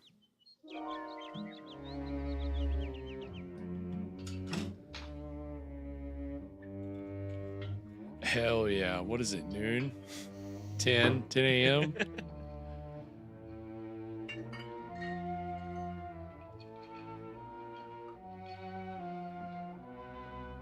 Oh, scandalous. I thought you were up in the lab. Oh, jeez, dang. Fuck. Don't try it. Don't even think about it. Wow. Julian told me about your talk with Faust. Julian, you rat. No, not yet, but I know you. My memory is so good. I remember our other deals. You don't think I gave you enough of a share, do you? What are you talking about? What could I possibly have in common with Faust? He's a hood. Just the type you go for. Laura, I don't care what you do with your life, but when it interferes with my plans, I draw the line.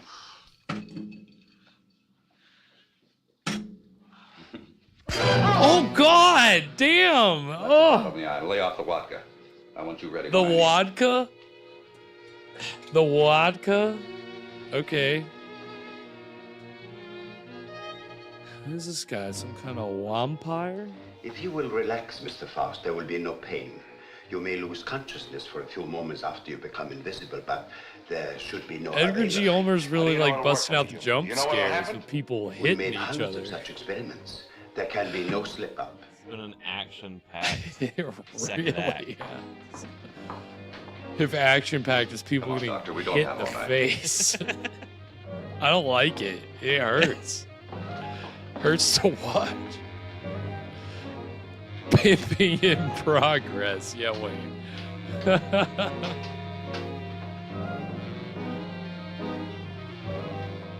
Which, welcome, Wayne. Hope you're doing well tonight.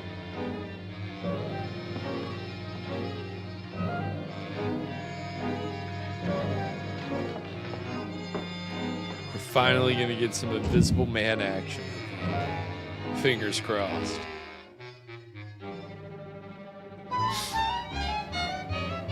Okay. Now I know what they feel like.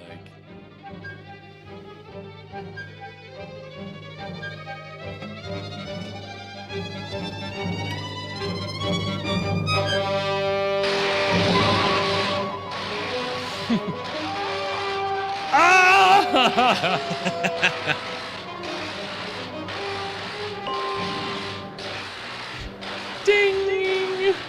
cartoon. It made his clothes invisible. That's a really good machine. What's happened? Is he all right? His pulse is quite rapid, but that is to be expected. Well, why is he breathing like that? It may be shock.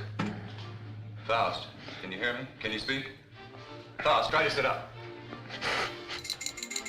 He stopped breathing. Well, do something. He stopped breathing. How can you? He's gone. What? Damn. Oh shit. It's Faust. He's here. Faust, answer me. You. Faust, listen to me. You'll remain invisible till I want to return to normal. So you're.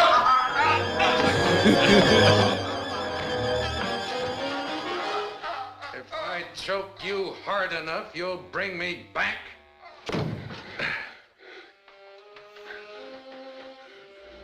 Just showing you how badly you need me. And my loyalty costs money. I told you we'd be well paid. Some POV. Neglected one thing, chum. How much? $1,000. $1,000 every time you do a job. Krenner, if I'm gonna be it, I want money. Lots of money. Well, what do you expect? I can't pay that. Oh, yes, you can, Major. I'm sure you can. Shall we talk it over in private? Downstairs? Hmm? Over here, Major. I'm waiting. After you, Major.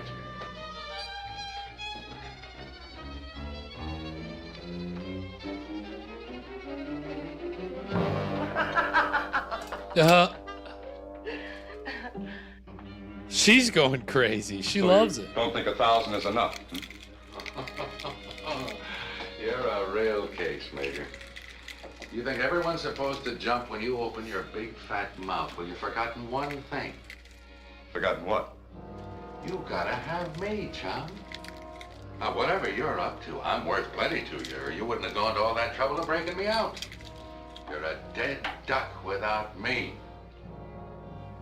What do you have in mind? Well, walking into that nuclear vault's worth about 25 grand. Let's get a little air in here.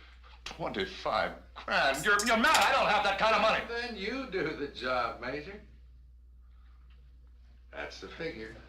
25 grand in small bills. COD, take it or leave it. See, this is COD, All pal. right, you'll go tonight. Laura will drive you.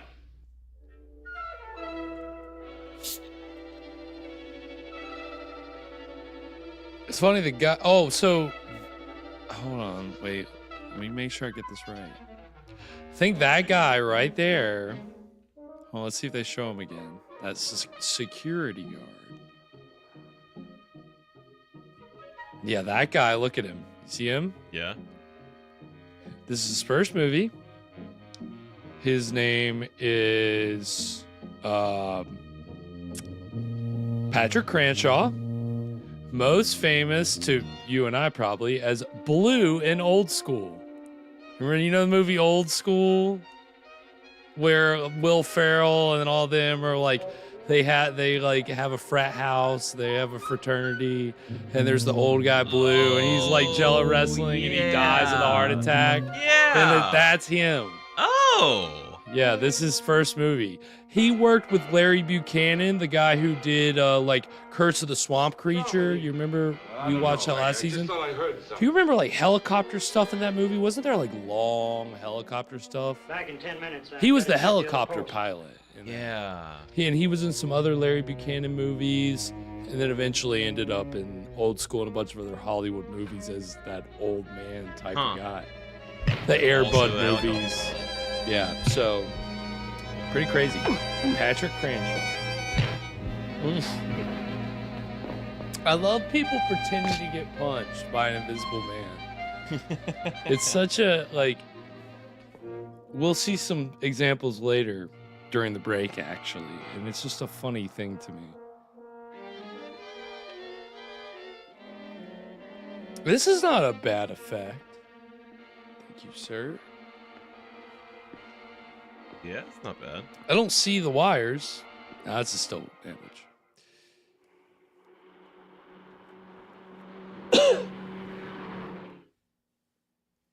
And you didn't see anyone during all this? No, sir. I heard a clicking noise like the wheel on a vault was turning, and I... Yeah, Thomas. about it, He's, but neither one I of us think, saw in a anything. lot of Larry That's right, Buchanan there was films nothing we when I haven't started to check the other guard or posts. won't see on the show. Then what? Well, I turned around, and the vault door was opening all by itself. And I got up to check it, and I pulled my gun, and something was all over me, and then the next thing I know, I'm waking up. What about the alarm panel? When did it get wrecked? I don't know, Mr. Drake. It was okay when I came on duty. It couldn't have happened while I was checking posts, or he'd have noticed anyone tampering with it. It's set up with each of us covering the other. Yes, but it's quite obvious neither one of you was covering the other. In fact, there was no coverage at all. And that is gonna take us to our second break. Gosh, brisk movie. Seriously, right? Isn't it crazy? We're just breezing right through. I feel like I missed most of the second act, mixing up those... Getting the drinks ready. Those Italian Long Islands. Well, hey, they're gonna get us through the third act. But yeah, I mean, you didn't... I mean, I can't say you didn't miss much because we finally got our guide to Invisible. Yeah. But you caught most of I mean, it. You yeah, didn't miss yeah. it. No, I didn't miss our invisible action. He's looking a little more amazing. A little bit, yeah. In the kind of like the Amazing Spider-Man kind of way. It's like What? fighting guys now. Which I did the research. Amazing Spider-Man 1963 was the first like independent Amazing Spider-Man thing. Like he was in a like Amazing Something Comics first, and then got his own comic book with the Amazing Spider-Man in 1963. So after this, I was trying to see if I could find was there a precedent of the Amazing ... Yeah. And I didn't look very hard for that. So I feel like that's got to come from. It's got to come. Like circus, like sideshow, kinda, you know, the great whatever, the amazing whatever. Definitely, yeah. I think that's a great point. And I think that's kind of the interesting thing about even just kind of the main plot device of tonight's movie, which is invisibility. It's funny because obviously we talked about how the Invisible Man's story is kind of like the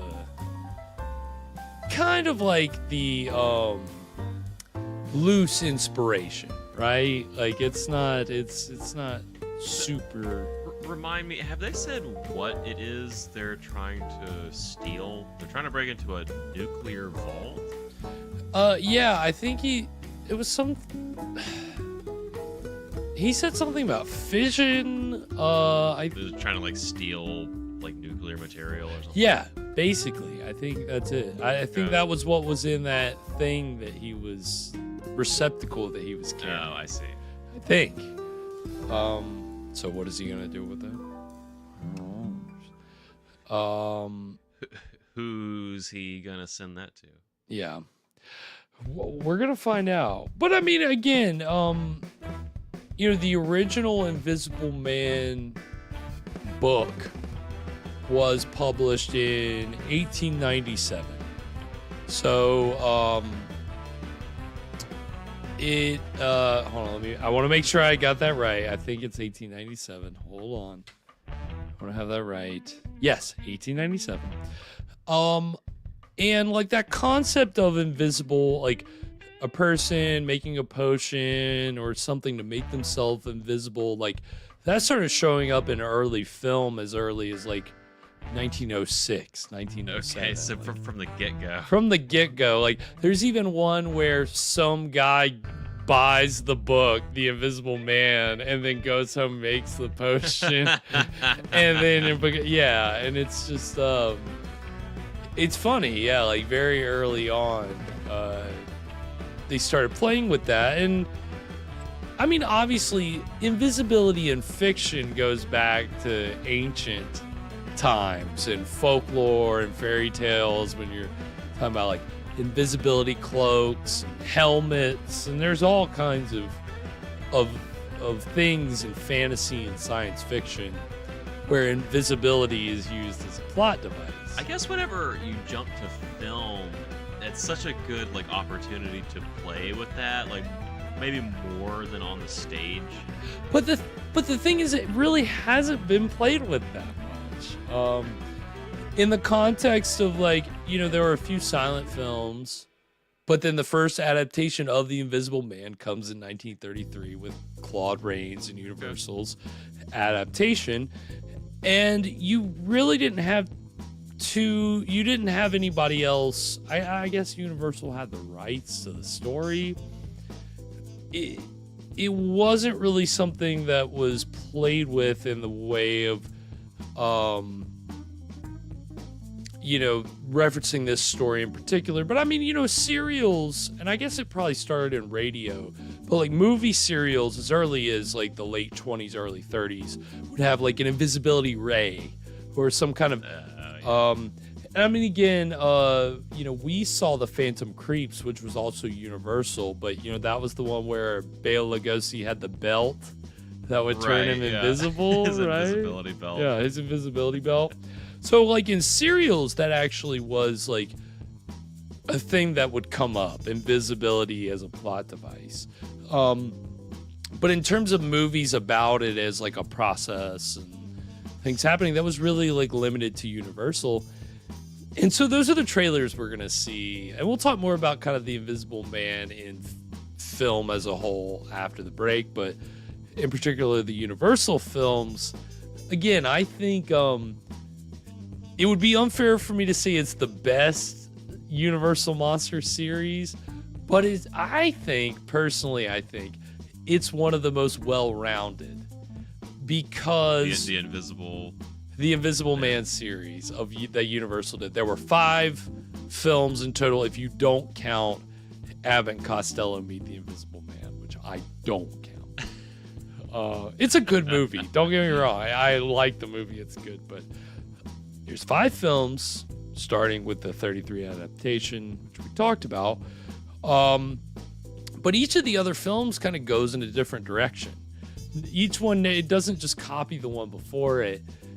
And I just think that there's something to that. There's something that I think each one has merits. And so the first show we're going to see is for the second film in the series, and that's The Invisible Man Returns from 1940. And our Invisible Man is mostly voiced by Vincent Price. You see him materialize at the end as Vincent Price. But like Claude Rains in the first film, he's like mostly invisible, but you hear his voice the whole time.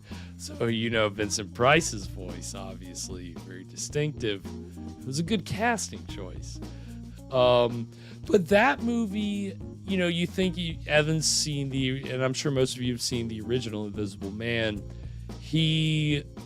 Our Invisible Man in that film, he goes crazy before he can find a way to make himself visible, and he's obsessed with world domination and all this stuff. It's a good performance. Claude Rains has got a pretty good voice. Yeah, I mean, the voice like carries it, but he also like did the scenes where he would be like in clothes or partially visible, and he'd have to be entirely covered up. And apparently he was claustrophobic. Oh, really? Yeah, Wow. and so like he had to be wrapped in black velvet, and then clothes put on him, and then so it was just, and then bandages. So it was awful, I'm sure. But the plot of The Invisible Man Returns is like he's not this like mad scientist who kind of loses his mind. He is this rich young man who is falsely accused of murdering his brother, and so his scientist friend, who is the brother of the original Invisible Man, gives him the invisibility potion so he can break out of prison before he's executed. And they're trying to prove that this other guy's the real murderer. Okay. So it's more of like a crime thriller, which is what a lot of the invisible, like in a lot of these films, and even like tonight's film, the invisibility is kind of like a side like plot to like a crime story that's really the meat of the plot. So it's kind of funny how like even the Invisible Man films from Universal early on kind of like established that. And that even carries into the next film, which is the second trailer that we'll see, the next film in the Invisible Man series, The Invisible Woman, which came the same year, 1940. It's weird that they put both of these films out in 1940, but it's totally different. It's a screwball comedy, but also there's some crime and science fiction mixed in. It's so much fun. I love The Invisible Woman. It's very well done.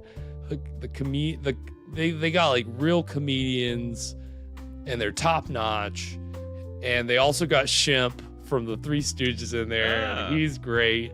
Shemp had his own like Hollywood career separate of the Stooges before he committed to the troupe full time. And it's always fun to see Shemp pop up and stuff. But he is really good. And The Invisible Woman is just such a fun movie. I think people probably don't like it because it's not technically horror. I love it. It's great. And then 2 years later, we got the next film in the series, which is the last trailer we'll see in the break. And that's The Invisible Agent, or Invisible Agent, which, you guessed it, it's an Invisible Man story set during World War II. So they make a man invisible and send him behind the German lines to infiltrate. And it also has a great cast. Cedric Hardwicke, who was in the Invisible Man Returns as the bad guy. He plays a Nazi in this. Peter Lorre's in it, playing a Nazi. So, that's amazing. It's a good little film, and the trailer you'll see, it's a really solid movie. It's kind of hard to find because I don't think Universal actually produced it outright. Like somebody else got the rights, and it's a weird situation, but great movie. But the guy who plays the Invisible Man in that, which he's the hero, so I think he is going crazy, but he's still he's the American hero. So but then in the next film, that guy also plays the Invisible Man, but it's an entirely different character, and he's a bad dude. And he's crazy. Is that also a World War II movie? It was made during World War II, I think 44, but it's not World War II themed. It's like this dude was on a hunting for diamonds with this expedition, and then the two rich financiers knocked him out when they found the diamonds and took all the wealth for themselves. And then he finds them later on, and he confronts them, and they kick him out of the house and drug him and dump him in the river to drown. And then he gets picked up by a mad scientist played by John Carradine, of all people, who has an invisible German Shepherd. Is this that one? This is that one. Okay. Some people, it's not a great movie. I actually really like it though, because it's just the way the series has gone from he's a mad scientist, invisible man, to he's a falsely accused innocent man who's invisible, to a woman who's trying to get back at her boss, to a soldier, to a dog, and then also this really skeevy dude who wants his revenge on these people that cheated him.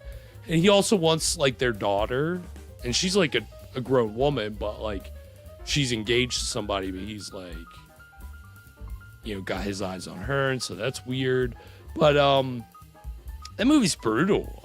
It's great. It's it's a brisk, tonight's film, a brisk little movie that I think is again, when you put it in context, you're okay, this is actually pretty interesting. It's not a bad movie. It's enjoyable. So, yes, Sears, Invisible Man Marathon, absolutely. watch all the movies back to back. They're a lot of fun.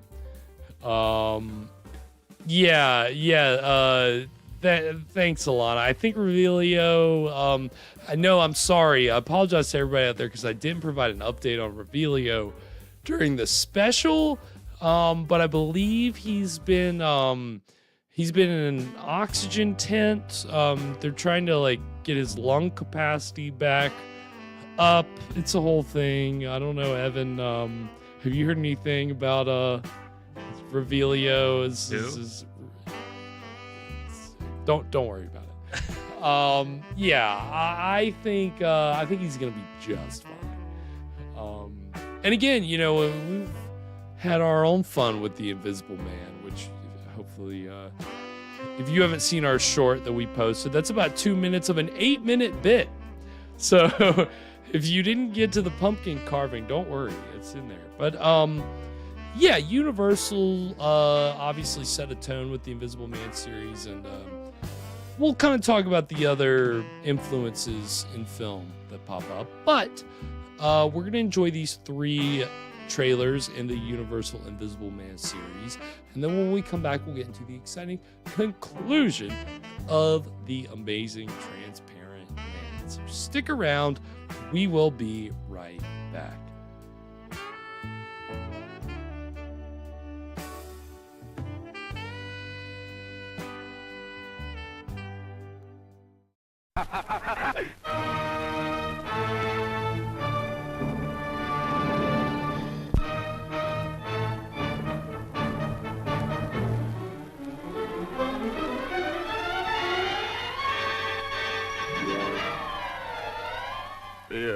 Fear of the unknown, the unseen grips the populace. As a human being made invisible and insane by a potent drug, preys on the citizenry, intent on vengeance. Prison walls cannot hold him. Scotland Yard cannot stop him. And while science works frantically, while a loved one waits and hopes, the invisible hands of a condemned murderer deal out death and destruction. Inspector, I don't understand. Jeffrey, he's invisible. Why can't I see him? Oh, he's here, is he? Let's catch him, Inspector. He wants to kill me. You can't go upstairs. Oh, good man, Do. Don't be afraid, darling. I can leave any moment I like. Take care of yourself, darling. I'll be all right. Helen, don't look at me like that. Jeffrey, he didn't kill Michael. Oh, didn't he? That shows how little you know, dear old Richard. No!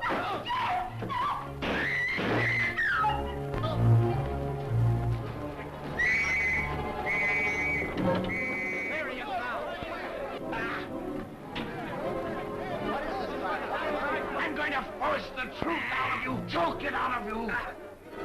No, don't shoot! No! Don't! Got him! You got him?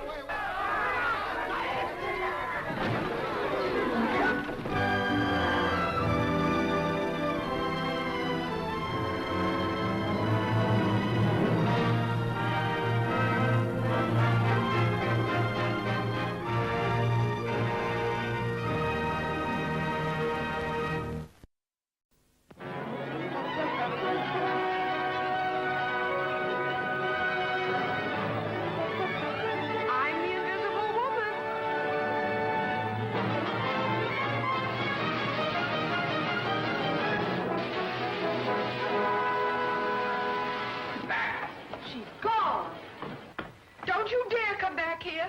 Why, something still showing?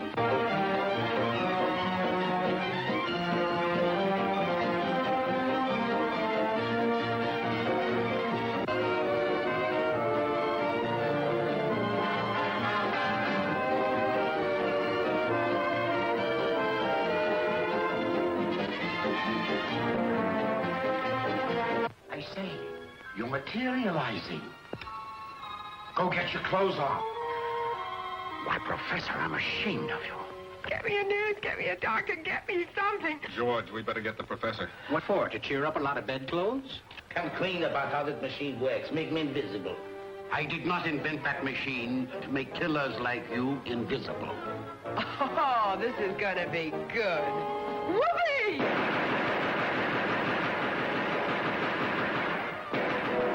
noisiest grasshoppers I ever heard. You Christopher Columbus, we're being shot at!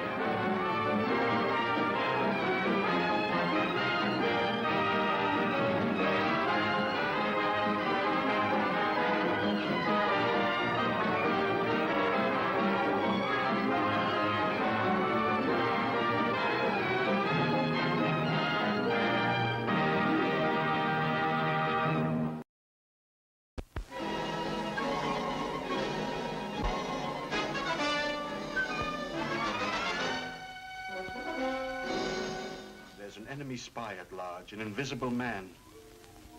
It's amazing. Oh, you will be of great help to us. Who is this terrifying Phantom Commando? What is his amazing mission? See The Invisible Agent, suggested by H.G. Wells' Invisible Man, starring Ilona Massey and John Hall, with Peter Lorre, Sir Cedric Hardwicke, J. Edward Bromberg, Albert Basserman, in the most amazing story of our times.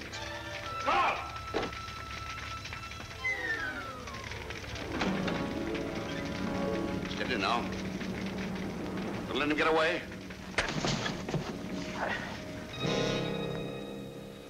Gesundheit.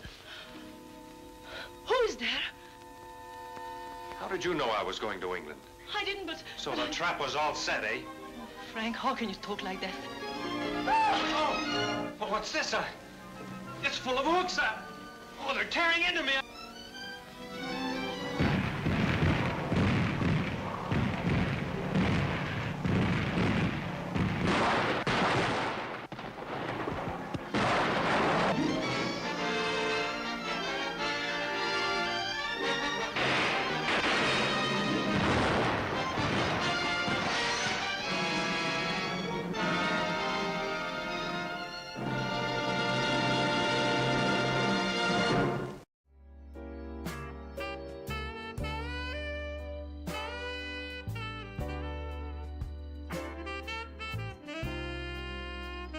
And we are back. So that was 3 trailers from Universal's Invisible Man series.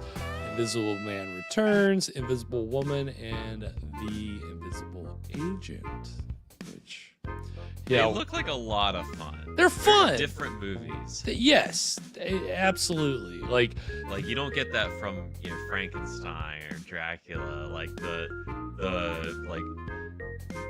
4th or 5th Frankenstein movie wasn't about him jumping into, parachuting into right. They weren't finding a new context to put the Frankenstein monster in. That's the thing. I think a good sequel is always going to try to do something different or freshen it up, and that's what the Invisible Man series does. The Mummy movies are the worst. It's just a rehash. There's some subtle differences that are good in those films, don't get me wrong. But by and large, especially after the second one, it's just the same thing over and over again. So the Invisible Man movies, they're a lot of fun. And, I don't know what the copyright situation was, but obviously other people did Invisible Man type things. There was a movie the year after Invisible Woman called The Body Disappears that was kind of just like The Invisible Woman, where it was a screwball comedy about people turning invisible. And I just saw it on TCM a few weeks ago, and I was what is this? It wasn't good. It wasn't bad, but I don't know. It just didn't. It was trying too hard. The visibility stuff was okay. But then, you even had films out of other countries that really went directly off the H.G. Wells story. There's a couple films out of Japan that were adaptations of the Invisible Man story. There's one as early as 1949 called The Invisible Man Appears, and apparently that's public domain in Japan. So it's on Wikimedia Commons, the full movie. It's public domain. So we will get that later. And it is very much inspired by it's black and white. And it's he's wrapped in bandages. It's very much inspired by the Universal films, but it seems like it takes cues from the sequels. Like it's kind of more like the second film where someone's falsely accused of a crime. And did they ever make a movie about dropping an invisible Japanese soldier to the mainland U.S.? Yeah, they should have. I mean, they should have taken a cue, Clearly there was an idea there.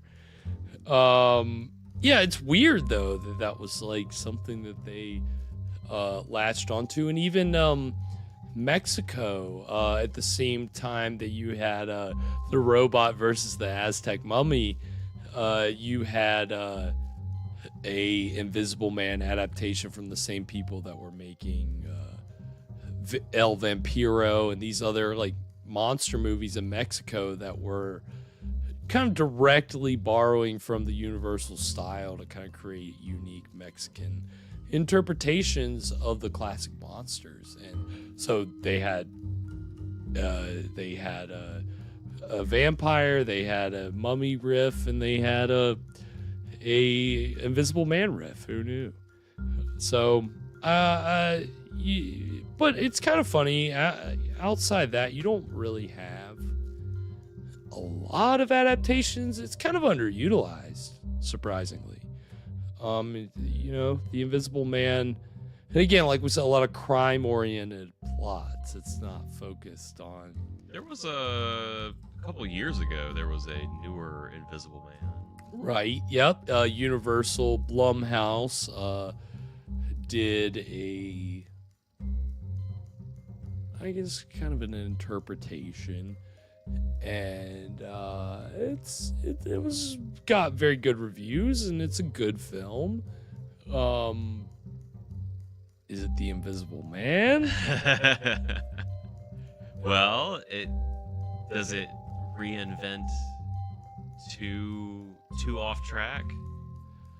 I wouldn't say off track. I just think that it's just something different. Just give it a different. Just change some things. Give it a different title, because it's not The Invisible Man. It's a good movie. Again, I don't want anybody to think I'm disparaging the movie, because I like the movie.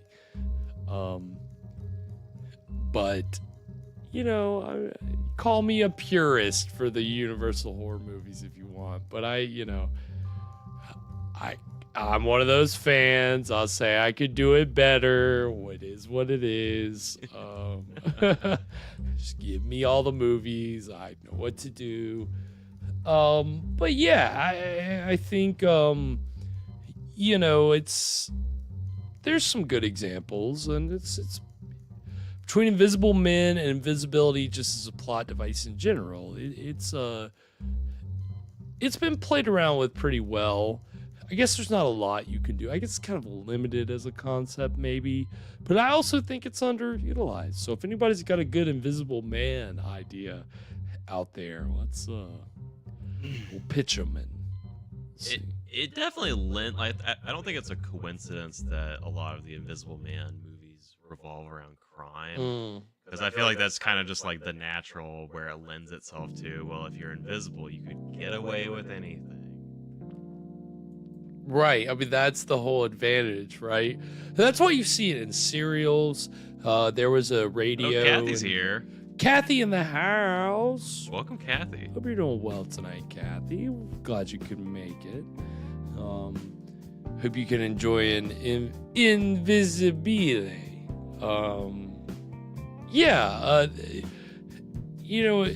Invisible people, it's just kind of, it's just fun. And tonight's movie, I think, has done a good job of, again, for a 58-minute movie, I mean, I'd say the pacing is fine. I don't think it's too slow. No. You know? We've been doing fine, yeah. Our Invisible Man has just broken into a vault and stolen some kind of nuclear material. Big things happening right now. Yeah. Is our heist going to be? This is a heist movie. Yeah. At its it's core. turned it. Yeah. And It's core. Is our heist going to be successful? Who knows? We'll find out. Anything before we get into the exciting conclusion of The Amazing Transparent Man, Evan? So the idea of being invisible and being able to sneak into anywhere sounds great, but if you've got like a big sack of cash or a lantern full of radium or plutonium or whatever, people can still see that. True. That's not invisible. Right, they're just gonna see something floating around in the air. Right, at which point you have to hope they believe in ghosts, because I don't know, it feels like you've lost the advantage of being invisible. What was even the point? It's a good point.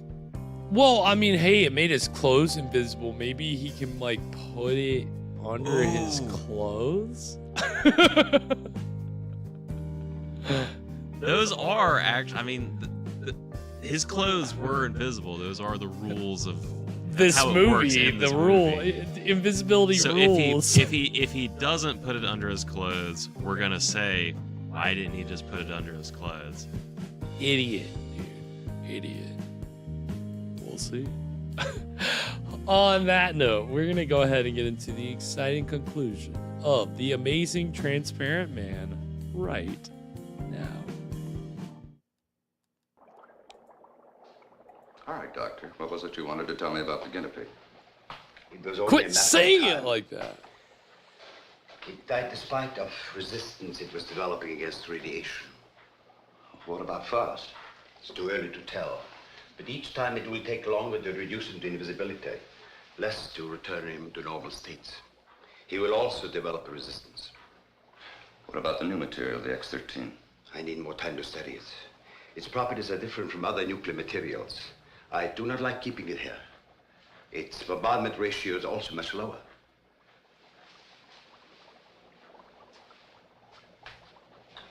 You're afraid of an explosion? Yes. We'll use the X-13 on Faust. It could mean his death. Doctor, I'm not concerned with the welfare of one man. I must know the full potential of your invention, because my aim is to make an entire army invisible. Do you understand? An entire army.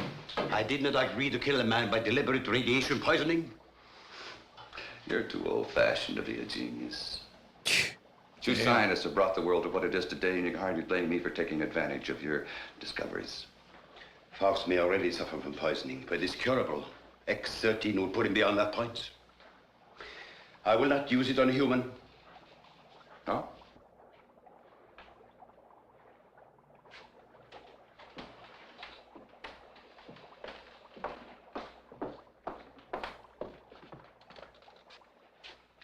If you have an alternative, Doctor, I'd be very happy to discuss it with you.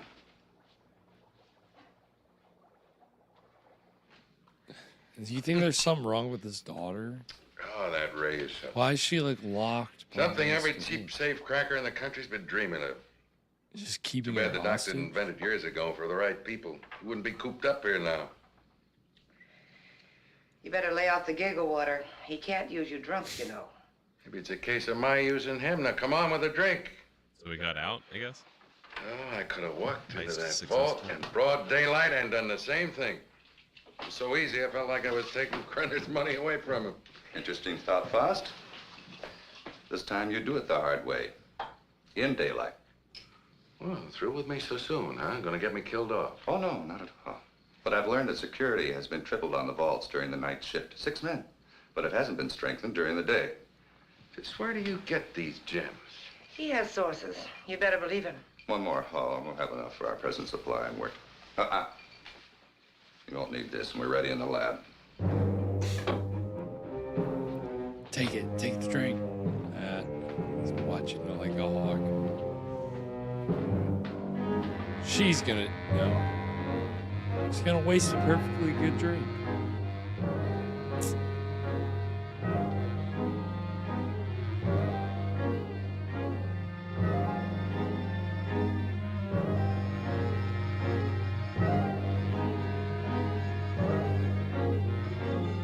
That's a good observation, Scott. He's an evil Mr. Rogers. I think that's hurry up. See that.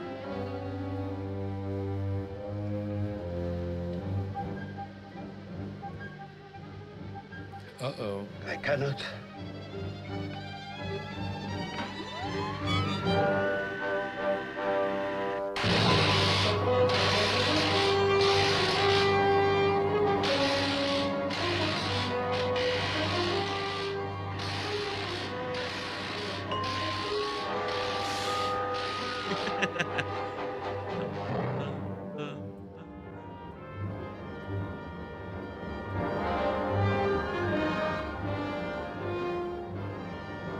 Nice car.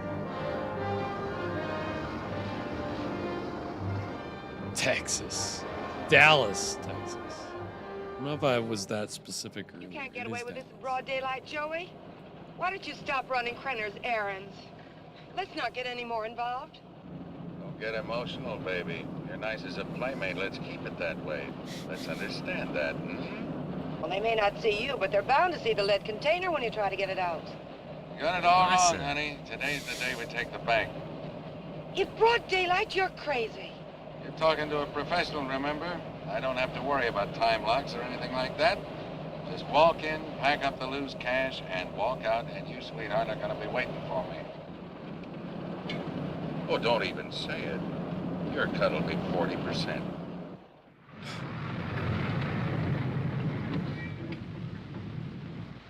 I'll have to climb out. Okay. Well, I mean, if the door just opened, like it did there, somebody might notice. He should have just said, I'll have to be really quiet. Good boy.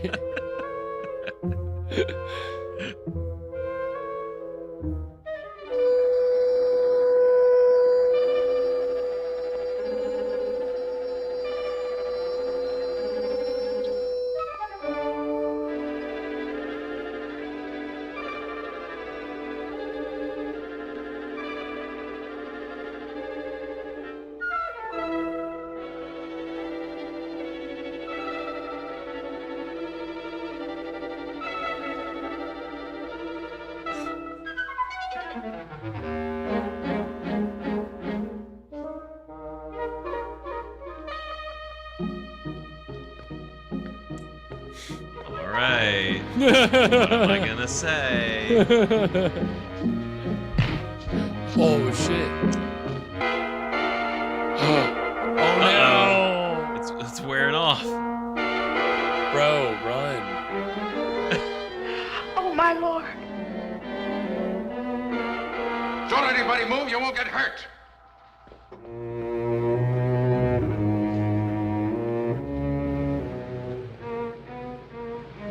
What's the matter? What Drive. did you change? What's the matter? You can see him. Problem. Yes, problem.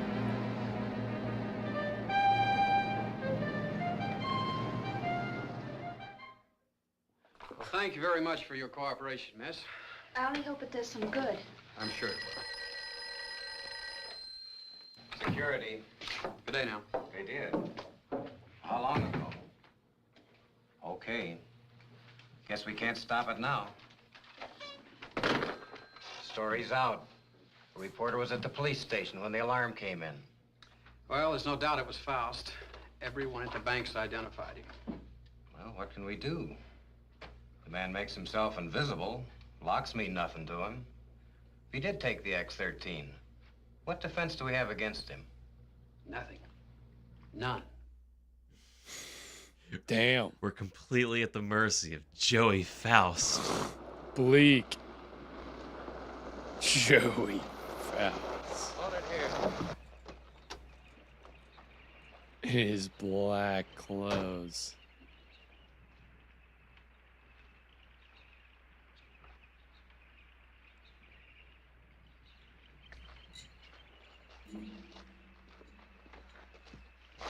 There must be something we can do. Yeah, if I can just get down to Ulaf. I can't get back to the house till I'm invisible again.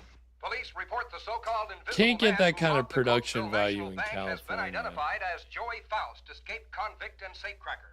Witnesses said the robber became visible before their eyes. Citizens are warned. No, I do really love shooting on He's gotta location. come back, and that tramp too. In a very distinct Take my bags landscape. outside and It then watch gives such a like a place to it. There's a character to it that you're not going to get just by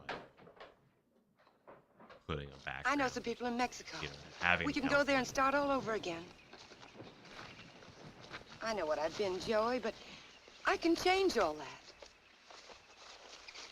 What are you doing? Giving you your split.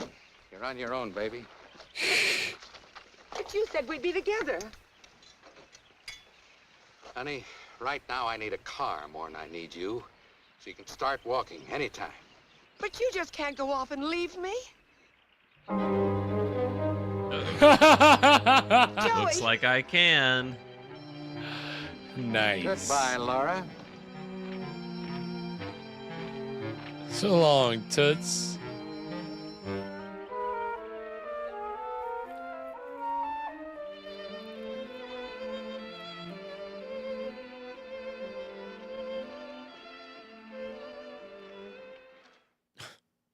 We'll leave everything except the nuclear materials. Police catch Faust and hear his story. They'll be all over us. I will not. What? I've been running away most of my life. Doctor, there's something wrong with your formula, but we'll work it out in a new location. An invisible army is worth billions. An army of dead men, Major.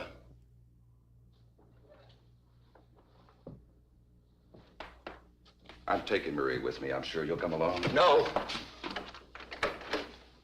Marie, my dear.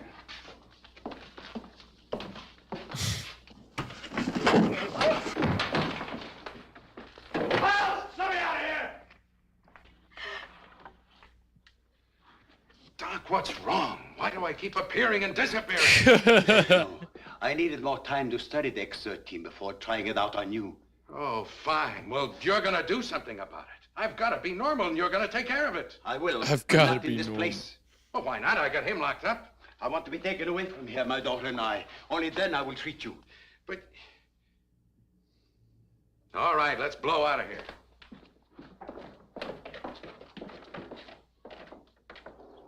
Has his daughter said anything? Nope. She's been locked up in that room. Who Forget is that? something. Is that Julian? Where's Faust? He's in the house. Major knows all about you and Faust. Said you'd be back. Inside. Good job. Guarding the He's a property. good man. Gotta head her off at the pass. Come on down, Faust. Put that thing down. I take my orders from the Major. I have to. The Major? I have to. Standing like that the whole movie. You believe what he told you about your son being alive in prison and in Europe? Yes, I do. You're a fool. Your son's dead, Julian. Krenner's been using you all along.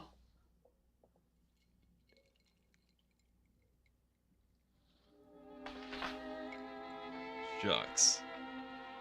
Tonight's beverage has been pretty good, Kathy. It's Evan He's wanted right. to improve He had to come on back. the last Come on. time he did it, and I think mission accomplished. Told you to hit the road. It was for your own good. But Joey, please give me a chance. Sweetheart, you had your I chance. read that Joey! these billets were from the disco era of Italy. It's like, you know, you have one to go dance. Yeah, oh, I bet you do. Jeez You know Louise. what Krenner is after? A process. So But no, I mean, all that liquor liquor is I not don't care very about Krenner strong. or You would his think it'd be army. I very care about strong, me. but everything balances out well. Krenner has found me before. He'll find me again. I've got money, and I know places across the border he never heard of. Now, how long are these treatments gonna take? You may someday be declared a martyr, Mr. Faust. A man who sacrificed himself. little bit so that here. the Pretty invisible army good, might not actually. overrun your country. What are you trying to getting pull? over You want it out of here. I made a deal with you. Now you cross me and I'll kill you. I'm a dying man, Mr. Faust. Radiation poisoning. You're dying too. You're worse off than I. You're Oh, lying. fuck. You have only weeks, perhaps days to live. You you used me just to get away from Krenner. To free Maria. I had no choice. Blasted your body full of X-rays, and now you've got. Holy Are you so shit! No intent wonder he upon was evading screaming. the police for a few remaining days?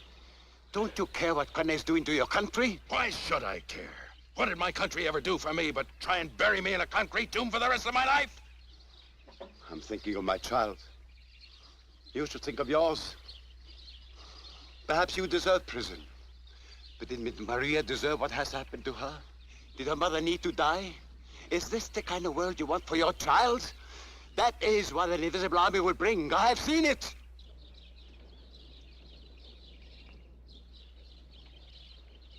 How much longer I got? A month. No more. Damn, he's gonna die of it. That is like, that's bleak. Yeah. Have any of the other Invisible Man movies gone there? Nope. Well, the only one that really did it in the way of machines in the series was Invisible Woman. That was a comedy. I think some of the sci-fi films in the 50s that used invisibility maybe There is a man who has unlocked every door except the one to his own soul. more of a Now he has the machine-driven Come, my method, dear. but We I don't must know find a if he telephone and notify the police. dealt with radiation like this.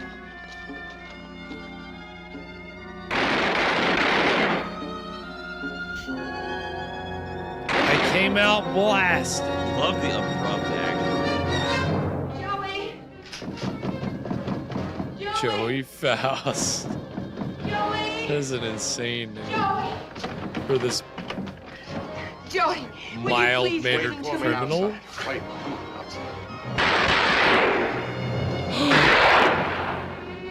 She dead?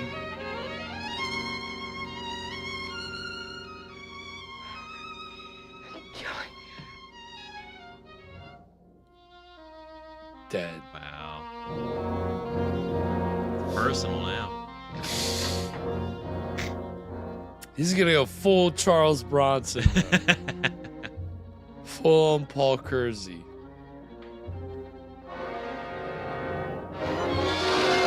Oh, what? Acid? Oh, jeez. Brutal. He knew where the acid was at. He was ready to use it.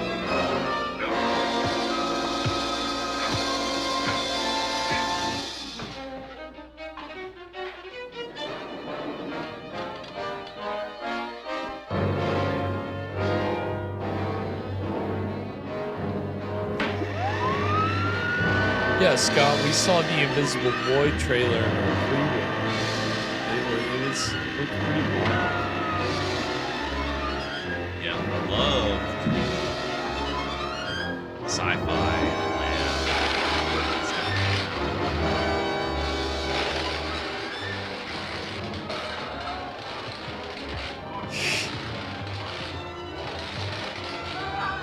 So the guy who's playing Julian does double for for Joey Faust. Oh, really? I believe, yeah. Is he killing him? Fuck, dude.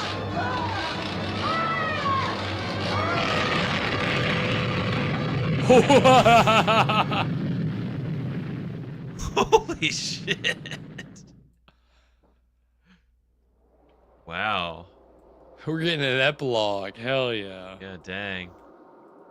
Welcome to the wasteland. Like Manos.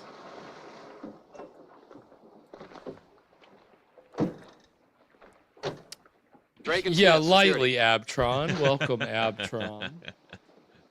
Sorry, I got my orders. No one enters this area. Too much fallout for safety. All right, officer. Just a minute. Too much fallout. What's enough fallout? Not what's, you know, a slight amount of fallout.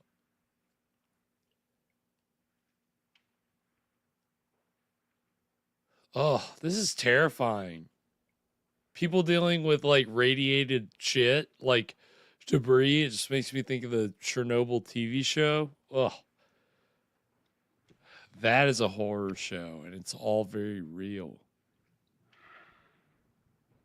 Radiation's scary. Be with you in a minute, Smitty. Who wants to get irradiated? Fucking nobody, dude. Ugh. Well, Doctor, you and your friends have succeeded in blowing up half the county. Oh, shit. There isn't enough left out there to make ashes. I'm deeply sorry, of course. I'm sorry. Classic Nazi. I'm really sorry. I warned Major Krenner of the danger involved. But you must realize his was a deranged mind.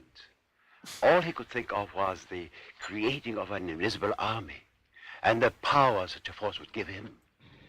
You know, Doctor, this idea of an invisible army is quite interesting. Imagine what our counterintelligence could accomplish if they were So are able you to the become local invisible whenever sheriff? necessary. The Central Intelligence Agency has already discussed the He's sending possibilities this with straight up the chain. But my friend, Got a promotion think of the coming his way. danger if the secret were stolen from us. It has happened before, you know. Perhaps it would be better if we let the secret die with Major Krenner and Joy Faust. It's a serious problem.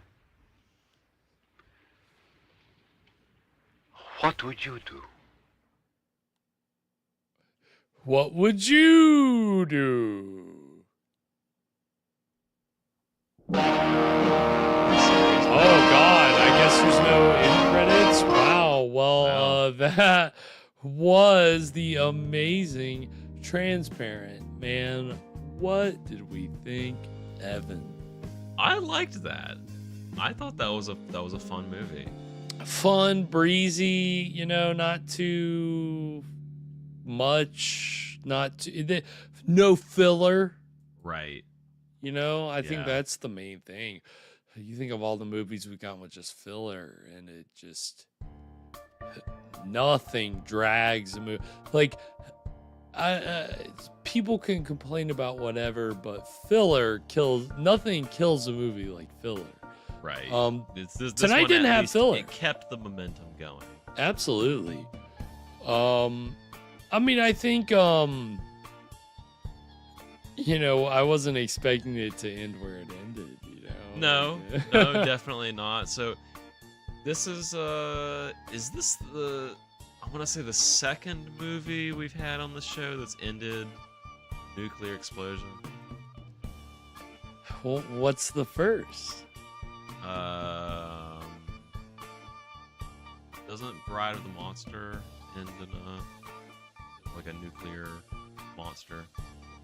You're right about that. It does. It does have some stock footage like this did of an atomic bomb testing. Was that in Where does that one take place? What? Bride of the Monster. That was I think it was shot in California. I think it takes place in California. But I don't think they specified in the movie. But yeah, I mean, it is kind of like weird to have that all play out in this random county in Texas that they just apparently blew up half of. Yeah, gosh, so maybe I know everything's bigger in Texas, and I'm sure that includes the counties. It's a lot of land. The idea of blowing up half a county sounds devastating here. Yeah. I don't know how many counties there are in Texas. Maybe it's not that big of a deal. Maybe not, but still, it's yeah, I mean, I guess as flat as everything was, you just little wide open spaces in Texas. It might have been like a dozen cows. That's it. The max amount of casualties, probably. Yeah, I think it's funny that Edgar G. Ulmer, who largely operated out of California, the last two films he made in America were in Texas, and this was a pretty solid little film. Obviously low budget, obviously very contained. There wasn't a big cast, there wasn't a big, we're pretty limited. But I thought it was fun. So yeah. Can't ask for a better season premiere than that. Yeah. I mean, again, would you call this a regional film? I don't want to not call it a regional film because the fact that it's in Texas maybe doesn't matter so much, but at least for the imagery, it's planted in Texas, and I think that does give the film some character, right? Like a regional film would. Exactly. Yeah, I mean, again, in California, you could be using a location that's already been seen in 5 to 10 other movies versus this is like, okay, I can tell I'm looking at something that is very unique. And then, yeah, that adds something. So, yeah, even in the taking Hollywood people and bringing them out to Texas, that makes it pretty regional, I would say. Yeah, I think that was a great way to kick off season 16. You know, a lot of fun. Good Friday night. A good Friday night, some good science fiction, and unwind down in Texas. Everything's bigger, even though this was a shorter movie. It was bigger for shorter, if that makes any sense at all.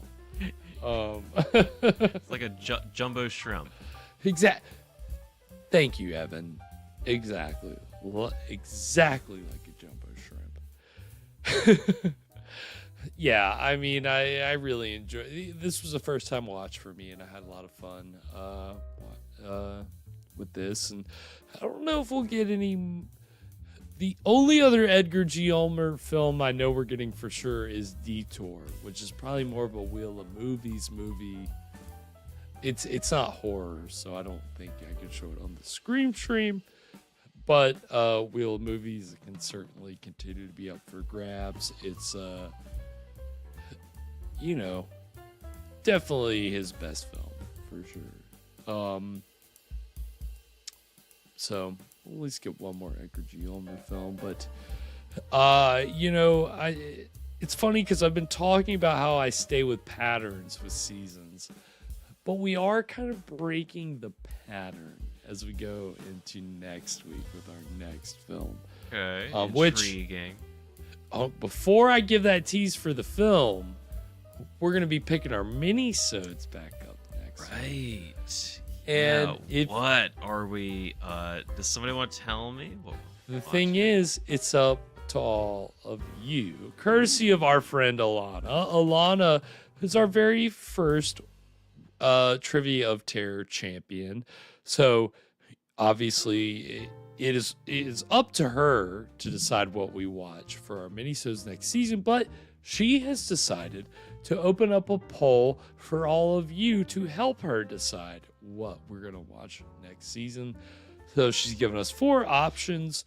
The Return of Shandu, which is a serial with Bela Lugosi. The Clutching Hand, which is a serial with some, I think, maybe some invisibility stuff going on there. An invisibility ray or definitely some mad science. And then Tales of Tomorrow, which we've seen some of before, and Suspense, which we've seen some of before. So we've got a poll up on our YouTube community page if you want to go vote on that. Here. Yeah, I mean, it's kind of it's a win-win. Absolutely, thank you. Yeah, absolutely a win-win. I think last time I checked, The Clutching Hand was leading. So Suspense had a good number of votes. Return of Shandu still in the running, and then Tales of Tomorrow a little bit down the list. I don't blame you for that. So if you haven't voted yet, get over to our community page and do that. And the voting will close on Sunday. So you have until Sunday to vote. And then that'll be Thursday. So we'll be having our trivia. And whatever we'll be watching, we'll find out next week. And then on Friday, again, like I said, I'm bucking our pattern in this case. Usually for our second film of the season, we go with a silent movie. Next week will be our last film before Thanksgiving. Be on another little hiatus. That's how the holiday season works for us. We're on hiatus during the holidays. And so I decided we'll go ahead and celebrate Thanksgiving early next Friday with a probably ultimate cinematic turkey that is blood. Yeah, that is Blood Freak. Yeah. Which is a 19 Blood Freak is a 1972 film about, again, I haven't seen it, so if you have, forgive me if I'm wrong with this, but I believe it's about some kind of were-turkey. Essentially, I know it's somehow he like takes drugs and they're bad and he's turns into some kind of turkey man. So if that's not a tease, I don't know what is. So. Don't eat the brown turkey. It's not good. It's gonna turn you into were-turkey. Yeah. So it's funny. This film is I didn't really know it to be public domain. It might fall more under the category of orphaned media. What I do know is I tested it on YouTube and there's no claims on it. So. Okay, well, we can adopt it then. So we're going to adopt it. I think it'll be a good way to celebrate Thanksgiving, and I'm sure I'll play it again on Thanksgiving with our turkey terathon. So that's, something to look forward to for Thanksgiving. We pick our schlockiest films to show during the turkey terathon, and it's all Thanksgiving Day long. So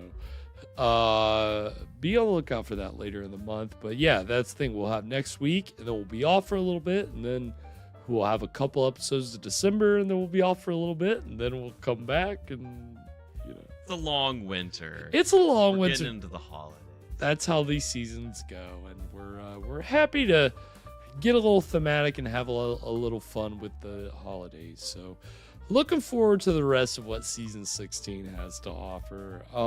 But you can join us next Friday at 9 p.m.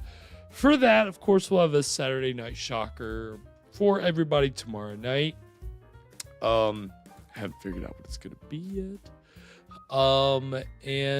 Again, reminder, our friend The Drunk Review has had to start a new channel. So it's at The Drunk Review. You can look it up on YouTube.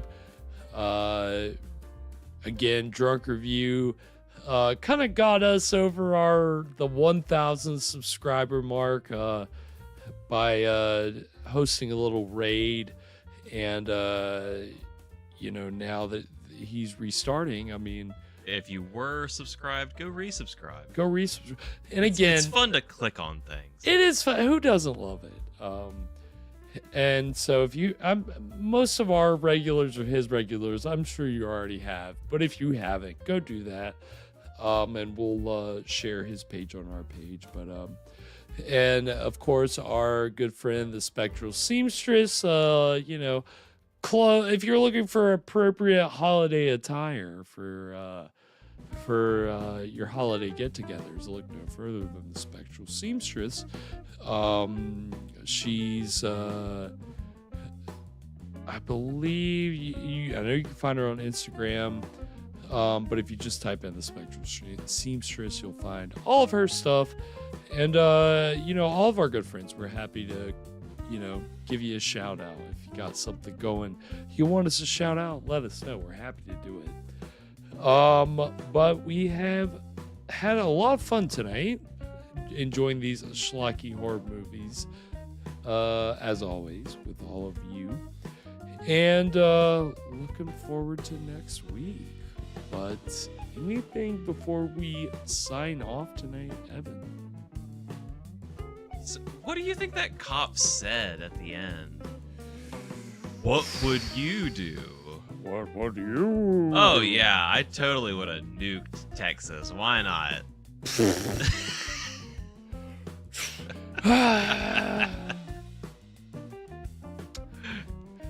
Until next week.